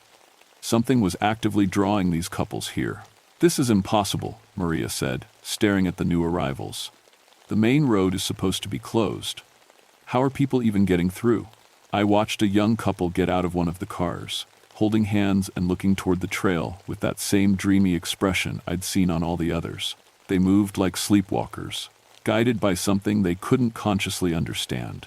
"Maria, I need you to call for backup. Every available unit, even if they have to walk in. And get the state police to set up roadblocks on all routes to the park." "What are you going to do?" "I'm going back up there to stop Elizabeth Mercer before she kills anyone else." I grabbed emergency flares from my truck, along with climbing rope, and headed back up the trail. This time, I could see more couples ahead of me, all walking in the same direction, all talking quietly about eternal love and bridges. When I reached the overlook, Elizabeth was waiting for me. She stood on her impossible ice bridge, more solid and real-looking than before. In the light of my flashlight, I could see details of her white dress, the way her hair moved in a wind that didn't touch anything else. She was beautiful, but it was the terrible beauty of a perfect corpse. "You came back," she said. "I knew you would. The living always return to seek what they've lost. I'm here to stop you from killing innocent people." Elizabeth laughed, a sound like breaking glass. "Killing? I'm saving them. I'm offering them what every lover dreams of, a chance to be together forever, without the pain and disappointment that comes with mortal love. That's not love, that's just fear of being alone. And what would you know about love?" Elizabeth's voice became cruel. "Your wife left you because you cared more about other people's problems than your own family. You saved strangers and lost the person who mattered most." The words cut deep because they were true. I had worked too many late shifts, missed too many dinners, chosen my job over my marriage until there was nothing left to save. "Maybe I did make mistakes," I said. "But running away won't fix them." "No," Elizabeth agreed. "But crossing over will end the pain of those mistakes, forever." More couples were arriving at the overlook. I could hear their quiet conversations, see them gathering at the edge of Elizabeth's bridge. She was calling to all of them, promising eternal love without risk of loss. I understood now what Elizabeth really was. She wasn't just a ghost, she was the embodiment of romantic obsession, the dark side of love that wants to possess rather than cherish. She had died unable to accept the loss of her fiancé, and now she was trapping others in that same desperate need to avoid the pain of love ending. "You're wrong about love," I told her. "Real love isn't about avoiding pain. It's about choosing to care for someone even when it hurts. Even when it's difficult." "Pretty words," Elizabeth said. "But you don't believe them. Not when your own love failed." She was right. My divorce had left me convinced that maybe lasting love was impossible. Maybe all relationships were doomed to failure and disappointment. But then I thought about the couples I'd saved over the years. People who had come to Lover's Leap ready to die, but who had chosen to live instead. Some of them had worked through their problems. Others had broken up, but found new love with different people. They had faced the risk of heartbreak and chosen to keep trying. That was real courage. Real love. I lit one of the emergency flares and held it high. The bright red light cut through the darkness, revealing the truth about Elizabeth's bridge. It wasn't solid ice after all. It was frozen mist, held together by nothing but supernatural will and the desperate wishes of broken hearts. Love isn't about guarantees, I shouted over the sound of the flare. It's about taking risks. It's about choosing to trust someone even when you might get hurt. Elizabeth's beautiful face twisted with rage. You understand nothing. Love without certainty is meaningless. Better to die together in perfect love than to live and watch it fade. The couples at the edge of the cliff were stirring, looking confused. My words, or maybe the harsh light of the flare, was breaking through Elizabeth's influence. That's not love, one of the women said slowly. That's just being scared. Elizabeth screamed, a sound that shattered ice from the trees around us. Her bridge began to crack and crumble, chunks of frozen mist falling into the gorge below. If I cannot have eternal love, she shrieked, then no one can. The bridge collapsed completely, but Elizabeth didn't fall. She rose up from the gorge like a pillar of freezing wind, her white dress billowing around her, her dark eyes fixed on me with absolute hatred. You have taken away their chance for perfect love, she said. Now you will share my eternal loneliness. She rushed toward me like a winter storm, and I felt her supernatural cold wrap around my heart. All the pain of my divorce, all the loneliness of the years since, came flooding back 100 times stronger. The despair was so crushing I could barely breathe. But I lit another flare, and another, filling the overlook with warm red light. Each one seemed to diminish Elizabeth's power, driving her back toward the cliff edge. Love isn't about avoiding pain, I said, fighting against the supernatural despair she was sending at me. Sometimes love means letting someone go. Sometimes it means accepting that relationships end, but still believing that caring for someone was worth it. Elizabeth's form was becoming less solid, more like mist than flesh. You cannot destroy me, she whispered. As long as people fear losing love, I will exist. Maybe, I said, but tonight, you won't be taking anyone with you. I threw the last flare right at her. She screamed again and dissolved into the wind, leaving only the scent of flowers and the echo of old sadness. The couples at the overlook were fully awake now, looking around in confusion and horror at how close they had come to jumping. One by one, they backed away from the cliff edge and started down the trail to safety. But I knew Elizabeth Mercer wasn't gone for good. She would return whenever hearts were broken and people preferred the fantasy of eternal love to the messy reality of human relationships. I would have to be ready for her. The official report blamed the incidents on unusual weather conditions, creating dangerous accessibility to the overlook area. The Park Service permanently closed the Lover's Leap Trail during winter months, and we installed new safety barriers around the cliff edge. 2 people died that night, Jake and Emma, the couple who jumped before I could reach them. Their bodies were recovered from the gorge 3 days later, when the ice storm finally ended. The families were told it was a tragic accident, young people taking foolish risks during dangerous weather. Maria transferred to a different district a month later. She said she kept having nightmares about bridges made of ice and women in white dresses calling her name. We still write letters sometimes, keeping in touch about unusual suicide cases that might involve supernatural elements. As for me, I stayed at Breaks Interstate Park.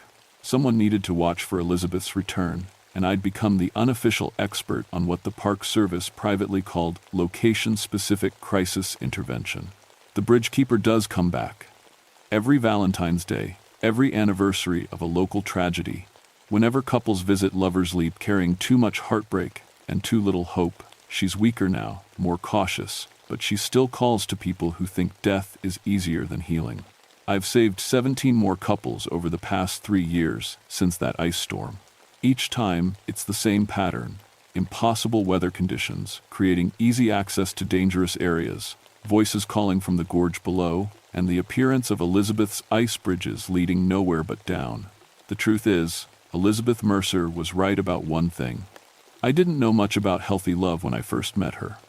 My marriage had failed because I was too afraid of vulnerability, too focused on being needed rather than being loved. But fighting Elizabeth taught me something important. Love isn't about avoiding the possibility of loss. Real love means caring for someone, even when you know that caring might lead to pain. It means choosing connection over safety, growth over certainty. I started seeing a therapist after that Valentine's night. Worked through some of my issues about relationships and trust. Last year, I even started dating again, a woman named Carol who works at the visitor center. We take things slow, both of us, knowing that love involves risk. But I also keep emergency flares in my truck year-round now, and I monitor weather reports for unusual ice formations. The bridgekeeper of Lover's Leap is still out there, waiting for the next group of broken hearts to guide toward her eternal solution. If you're ever visiting a romantic overlook during a storm, and you see perfect paths through dangerous terrain, turn around and go home. If you hear voices calling from places no living person could reach, don't follow them. And if a beautiful woman in a white dress offers you a bridge to eternal love, remember that the only love worth having is the kind you have to work for. Some love stories are meant to have endings, but the best ones also have new beginnings. The dead can't teach the living how to love. They can only share their fear of losing it. I've learned to tell the difference.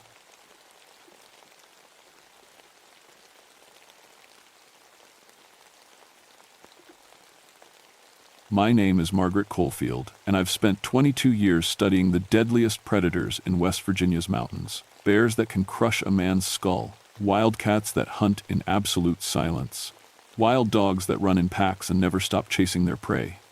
I thought I knew everything that could kill you in these woods. I was wrong about the mother. People always ask me about my name, Coalfield. My grandmother picked it when she came over from Greece. She said America was built on coal and mountains, so that's what we'd be called. She was right about the coal part, wrong about the mountains being safe. I work for the National Forest Service in the Monongahela Forest, down in the valleys below Seneca Rocks. It's beautiful country. Limestone cliffs that cut straight up into the sky, cave systems that go deeper than anyone's mapped, and forests so thick you can walk for hours without seeing sunlight. It's also 25 miles from the nearest town, with no cell towers and radio that barely works on good days. Most folks know me as the ranger who explains away monster stories. Someone sees a beast kill their livestock, I show them bear tracks. Family swears they heard a demon screaming in the night. I play them recordings of mountain lions. For 2 decades, I've been the voice of science in cryptid country, the woman with a PhD who can explain anything. The locals respect that. They call me Doc Margaret, even though my degree is in animal behavior, not medicine. They trust me because I don't laugh at their stories. I listen, I investigate, and I give them real answers. Sometimes those answers are scarier than their ghost tales. A hungry bear is more dangerous than any made-up monster. But some stories kept coming back. Always the same details, always from people who had no reason to lie. The Seneca tribe has stories about something they called Yahayahesh, the mother beast who steals children when parents break the natural laws. German settlers called it Waldmutter, the forest mother who punishes the greedy. Even now, local mothers warn their kids about the woman in the woods who cries like a baby to lure you close. I filed all of it under folklore. Every culture has boogeyman stories to keep kids from wandering into the wilderness alone. That changed in November 1979.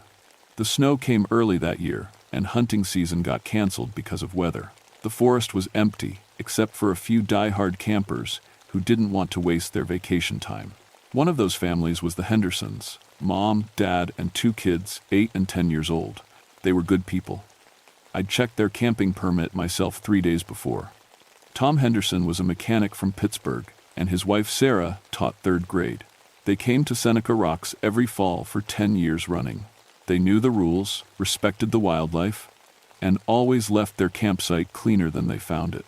On November 15th, their RV was found by another camper who got worried when he heard their dog barking for hours straight. The RV was locked from the inside. Windows were too small for even the kids to crawl through. No damage to the doors or walls. Their sleeping bags were still warm. The Henderson family was gone. Not missing, gone.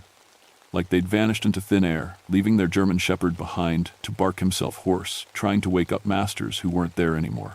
The state police called me in as the local wildlife expert. Standard procedure when people disappear in the mountains is to assume animal attack until proven otherwise. Bears can drag a body for miles. Wildcats are smart enough to separate family members and pick them off one by one. But I'd never seen anything like the Henderson scene, not in 22 years of studying predators. And that poor dog knew something I didn't. He wouldn't stop looking at the tree line and whimpering. Every few minutes, he'd raise his hackles and growl at something I couldn't see, something that made a trained hunting dog shake like a scared puppy. I should have listened to that dog.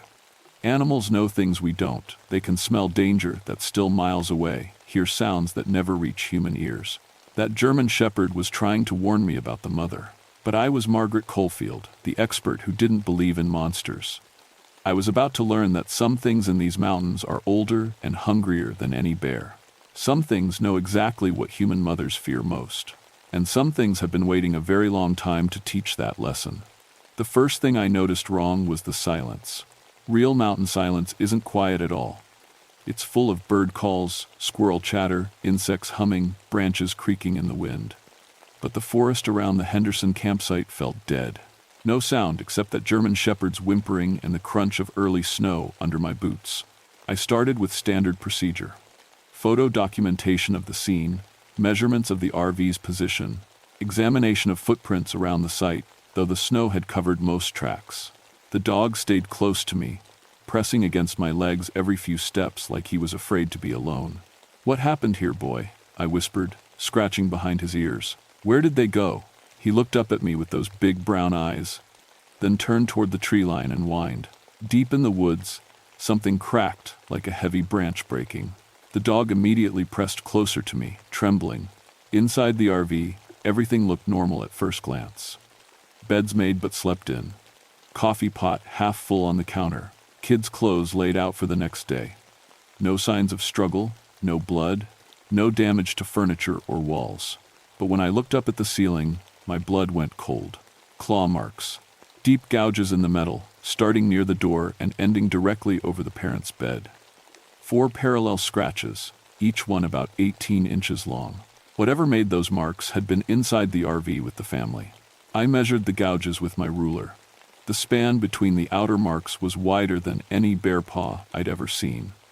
The depth meant whatever did this had claws like railroad spikes. And the angle was wrong. These marks came from something tall enough to rake the ceiling while standing upright. But there was no way in or out. I checked every window latch, every door lock, even the roof vents. Everything was secure from the inside. The windows were too small for a grown person to crawl through, and none of them were broken. The door locks worked perfectly. Outside the RV, I set up my equipment. Motion-triggered cameras at 4 points around the campsite. Sound recording equipment to pick up any large animal movement. I even brought my tranquilizer rifle, loaded with enough sedative to drop a 600-pound black bear. The plan was simple. Wait for whatever killed the Hendersons to come back to its hunting ground. Predators almost always return to successful kill sites. As the sun went down, the temperature dropped fast. I made camp inside the Hendersons' RV, partly for warmth, partly because something felt safer about walls and a locked door. The German shepherd came in with me, settling down by the door like he was standing guard. Around midnight, my first camera triggered, then the second, then the third, then all 4, one after another, like something was walking a perfect circle around the campsite. I grabbed my rifle and night scope, moving to the RV window. Through the scope, I could see my cameras clear as day, their infrared flashes going off every few seconds. But there was nothing there, just empty forest. The dog started growling, low and constant. His eyes were fixed on the window, watching something I couldn't see. That's when I heard it, a sound that made my skin crawl and my hands shake on the rifle. Crying. A child crying somewhere out in the dark woods. High and desperate, like a little girl who was lost and scared, and calling for her mommy. "Help me," the voice called. "Mommy, please help me, I'm so scared." Every maternal instinct I had screamed at me to open that door and run toward the sound. Some little girl was out there alone in the freezing woods, and she needed help. But the rational part of my brain, the part that had studied predators for 22 years, knew better. Mountain lions can imitate human voices. It's one of their hunting strategies. They mimic the sounds of wounded prey to lure other animals into range. But this voice was perfect.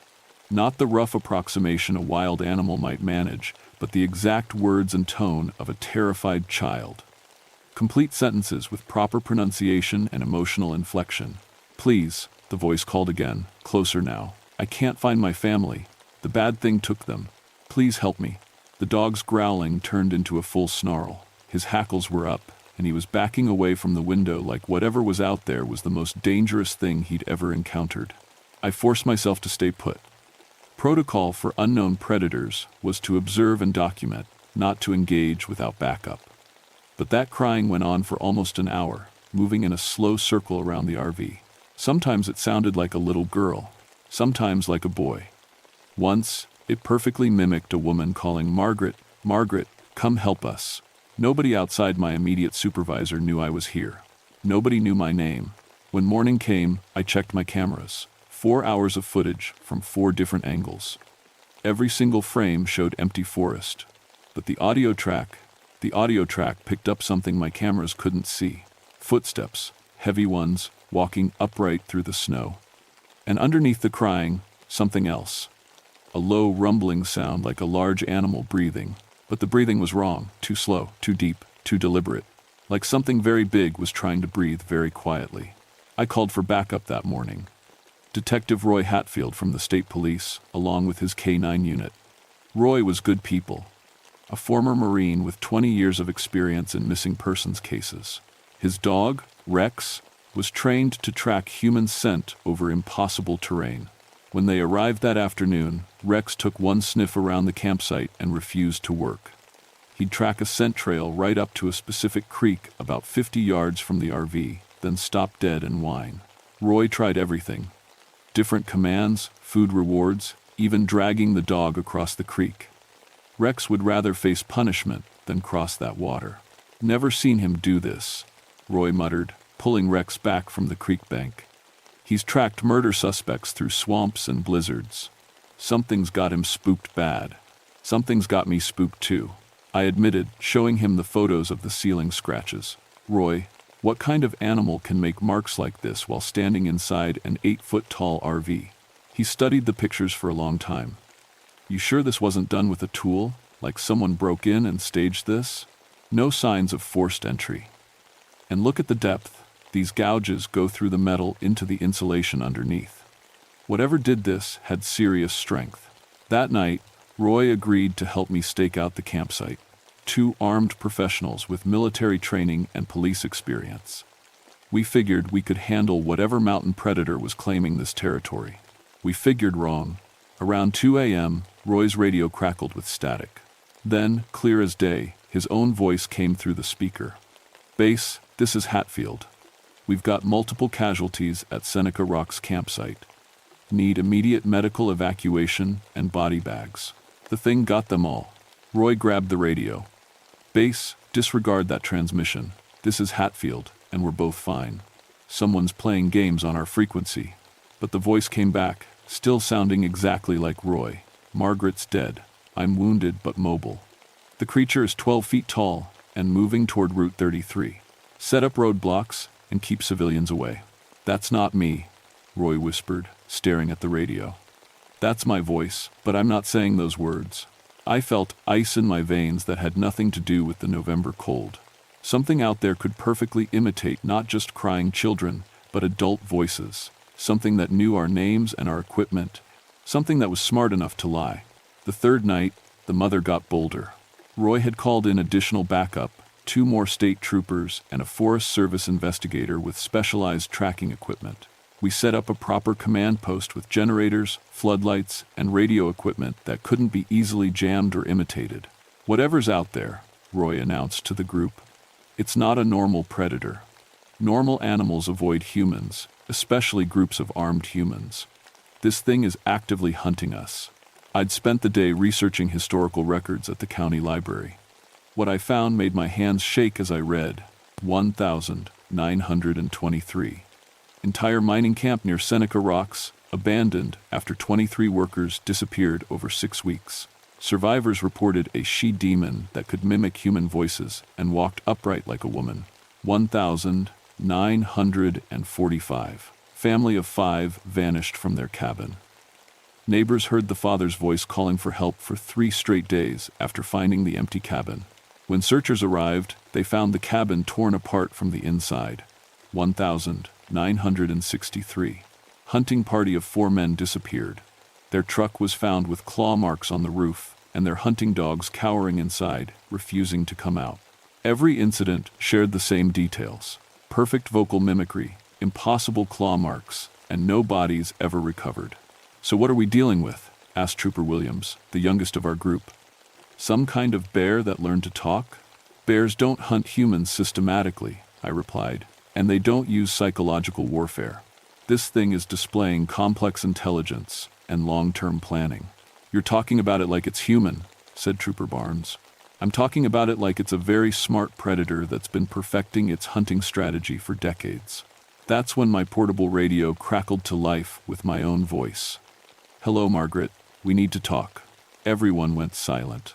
I wasn't touching the radio. My mouth wasn't moving, but my voice continued, speaking through the static. "You've been studying me for 3 days now, taking pictures, setting traps, bringing more hunters. But you don't understand what I am, do you?" Roy drew his weapon and motioned for everyone to spread out. Standard tactical response to an unknown threat. My voice on the radio laughed, a sound I'd never made in my life. "You think your guns will stop me? Your tranquilizer darts? I've been eating your kind since before your grandparents were born." "Margaret," Roy whispered, "you're not saying this, right?" I shook my head, unable to speak. Hearing my own voice say those words was like listening to my evil twin from another dimension. "I know what you're thinking. Margaret," my radio voice continued, "you're wondering how I learned to speak like you. The answer is simple. I listen while I feed. Human vocal cords make such interesting sounds when they're torn just right." Trooper Williams vomited into the snow. Barnes started praying under his breath. "But I don't want to eat you, Margaret. You're special. You study predators. You understand hunting. You'd make an excellent mother for my young." The radio went silent. In the distance, something that might have been wind or might have been breathing moved through the trees. "Pack it up," Roy ordered. "We're moving back to the road. This thing is playing with us." But as we started gathering equipment, my motion cameras began triggering again.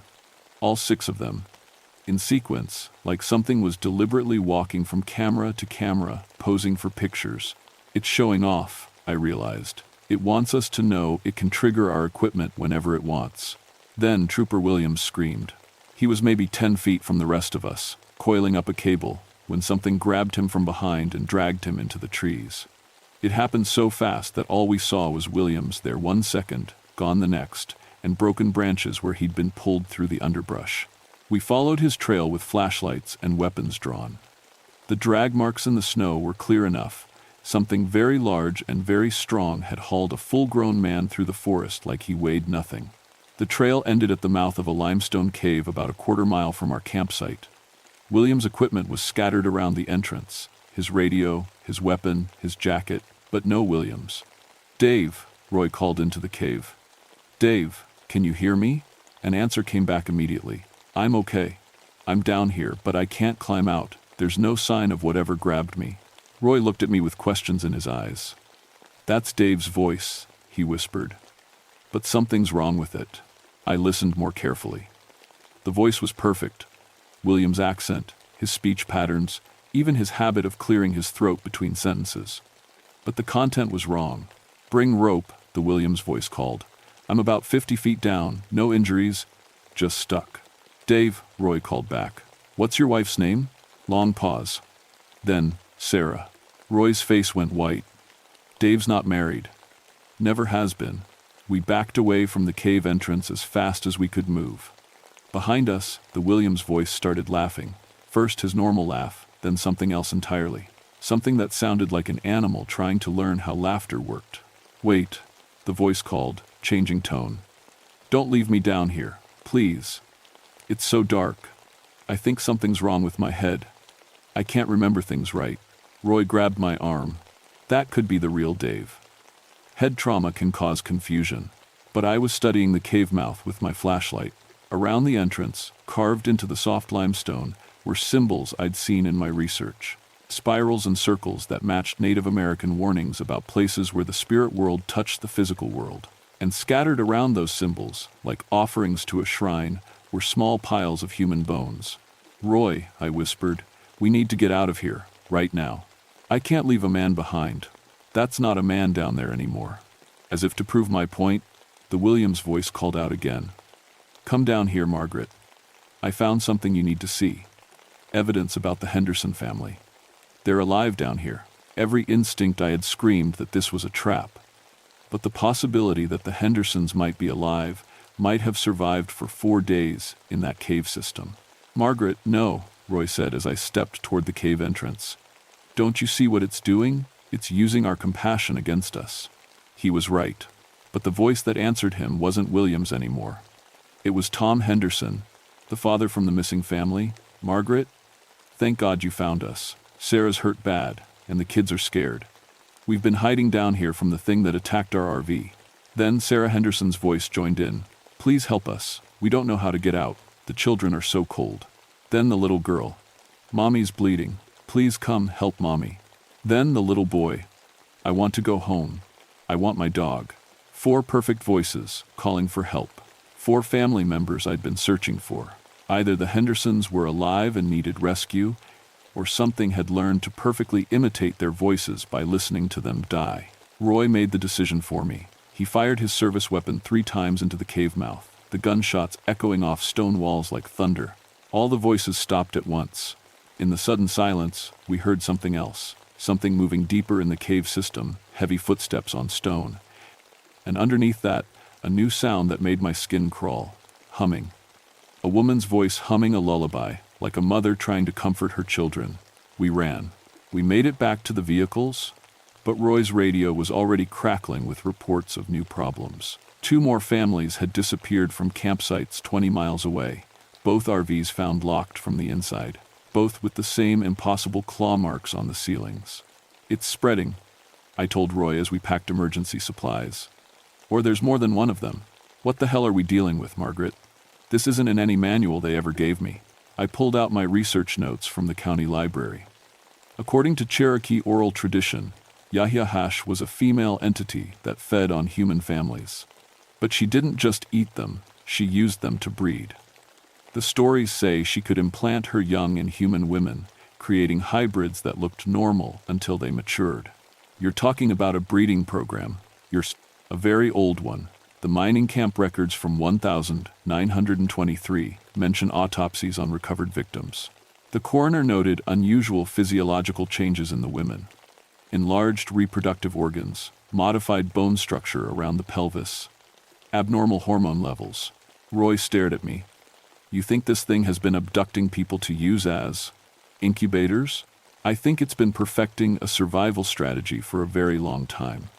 Create offspring that can pass for human until they're old enough to hunt on their own." That's when Detective Barnes came running from the tree line, his face pale with terror. "Guys, we've got a problem." I found Williams. He led us to a clearing about 100 yards from the cave entrance. What we found there will haunt me for the rest of my life. Williams was alive, technically, but he'd been changed.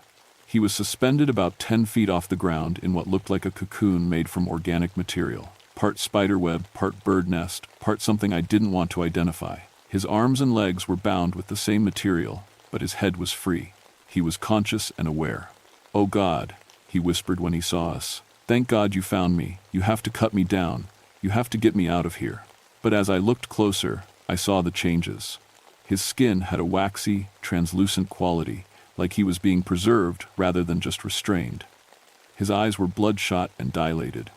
And his abdomen was swollen like he was pregnant. "Dave," Roy called, "we're going to get you down. Just stay calm." "No," Williams replied, and his voice was different now, deeper, more guttural. "Don't come closer. Something's wrong with me. I can feel it moving inside." As he spoke, something shifted under the skin of his belly, something with claws. "Jesus Christ," Barnes whispered, backing away. "What did it do to him?" Williams looked down at his own body with horror. "It put something in me. I can feel it growing. It's been feeding on me from the inside, and now it's ready to come out." The organic cocoon around him started twitching. Williams screamed, not in his own voice, but in something that sounded like an animal in pain. "We have to help him," Roy said, raising his knife to cut the binding material. "No," I grabbed his arm. "Roy, look at his eyes. Really look." William's pupils were changing shape. Instead of round, they were becoming vertical slits like a cat's. And when he opened his mouth to scream again, I saw that his teeth had been replaced with rows of sharp, pointed fangs. It's not just implanting offspring, I realized. It's transforming the host, changing their biology to support the hybrid young. Williams looked directly at me with those changed eyes. "Margaret," he said in his own voice, though it was getting harder to understand through his modified throat. "Kill me, please, before it finishes changing me." That's when the cocoon split open and something crawled out. It was about the size of a human infant, but wrong in every possible way. Pale, hairless skin that looked too thin. Limbs that were too long and jointed in places they shouldn't be. A face that might have been human if you squinted, but with a mouth full of needle teeth and eyes that reflected light like an animal's. The thing looked around with obvious intelligence, then focused on me and opened its mouth.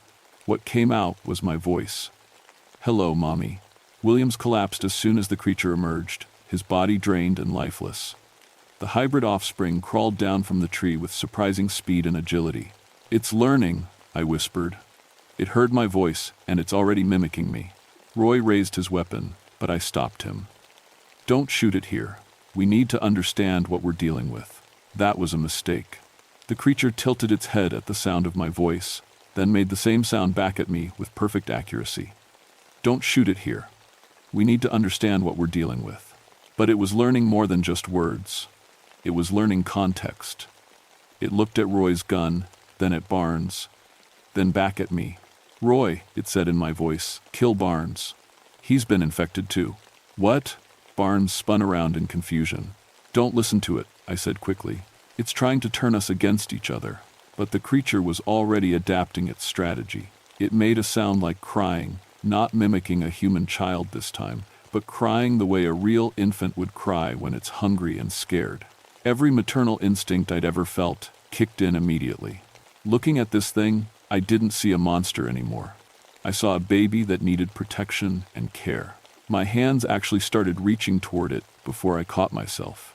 "It's using pheromones," I said through gritted teeth, fighting the urge to pick up the creature. "Some kind of chemical signal that triggers protective instincts." Roy was struggling with the same response. His gun hand was shaking as he fought between training and biochemistry. "We have to get out of here," I managed, "before it affects our judgment too much." But as we started backing away, we heard the sound we'd been dreading. Heavy footsteps approaching through the trees. The mother was coming for her offspring. When she emerged from the forest, I finally understood what we'd been hunting. She was 12 feet tall and built like a nightmare version of a human woman. Broad hips, prominent breasts, features that might have been beautiful if they weren't attached to something designed to kill. Her skin was pale and hairless, stretched tight over muscles that moved like steel cables. Her hands ended in claws that could tear through metal. But the worst part was her eyes. They held intelligence. Not animal cunning, but genuine thought. She looked at her offspring, then at us, and I could see her calculating the best way to protect one while eliminating the other. "Hello, Margaret," she said in my voice. "Thank you for taking such good care of my child." The baby creature crawled quickly across the ground to its mother, who scooped it up with surprising gentleness. "You've seen how quickly my young develop," the mother continued, still speaking in my voice, but with better grammar than the infant had managed. "In a few hours, this one will be as large as a human teenager. In a few days, fully mature. All it needs is proper nutrition." She looked meaningfully at Roy and Barnes. "You want to feed it, my men," I said. "I want you to help me feed it," she corrected. "You're a wildlife expert, Margaret. You understand that mothers do anything to protect their young. Join me, and I'll make you a better mother than you ever dreamed possible." As she spoke, I felt something changing in my body chemistry. The same maternal pull I'd felt toward the infant, but stronger. I looked at this creature and saw not a monster, but a fellow mother trying to protect her child. Part of my mind knew this was manipulation, but a deeper part, the part that evolution had programmed to respond to maternal signals, was screaming at me to help her. "Margaret," Roy warned, "whatever you're feeling, fight it." But I was already stepping forward. What saved me wasn't training or intelligence or willpower. It was my emergency bear spray. When I realized I was about to surrender to a creature that had killed an entire family, muscle memory from 22 years of fieldwork kicked in. I pulled the canister from my belt and emptied the entire contents into the mother's face from 6 feet away. Concentrated capsaicin, designed to stop a charging grizzly, hit her respiratory system like liquid fire. She dropped her offspring and staggered backward, clawing at her eyes and throat. The chemical bond she'd been weaving around my mind snapped like a broken wire. "Run!" I screamed to Roy and Barnes. Roy grabbed my arm, and we sprinted toward the vehicles while the mother's inhuman screaming echoed through the forest behind us. The baby creature's cries joined hers, but its voice was still my voice, which made the sound even more horrible. We made it to Roy's patrol car, and he gunned the engine, spinning the tires in snow as we accelerated toward Route 33. In the rearview mirror, I saw the mother emerge from the trees, still affected by the bear spray but moving with frightening speed. "She's following us," I said. "Can't outrun something like that on these mountain roads," Roy replied. "We need backup." He radioed for every available unit to converge on our location, but I was already thinking beyond immediate survival. If the mother had been breeding hybrids for decades, how many were out there? How many had already matured and integrated into human society? We reached the main highway and kept driving until we found the state police roadblock Roy had requested. Behind us, the forest had gone silent again. Federal agents arrived within 6 hours. Men in black suits who claimed to be from Fish and Wildlife but carried equipment I'd never seen before. They set up a perimeter around the entire Seneca Rocks area and classified everything that had happened as a natural gas explosion. They confiscated my research, my photographs, my audio recordings. Officially, everything was destroyed. Unofficially, I suspect it went into files that most people will never see. They offered me a transfer to a desk job in Charleston with a significant salary increase and a pension that would set me up for life. All I had to do was sign a non-disclosure agreement and forget everything that happened in those November woods. I signed. But I didn't forget. 20 years later, I monitor missing persons reports throughout Appalachian region. I track birth records in counties where unexplained disappearances occurred 9 months earlier. I watch for children with unusual growth patterns or behavioral abnormalities. The patterns are still there. Families disappearing from locked houses, voices calling for help in empty forests. Children born with extraordinary intelligence and appetites their parents can't satisfy. The mother survived that night in 1979. The seismic equipment in the area registers unusual activity every few months.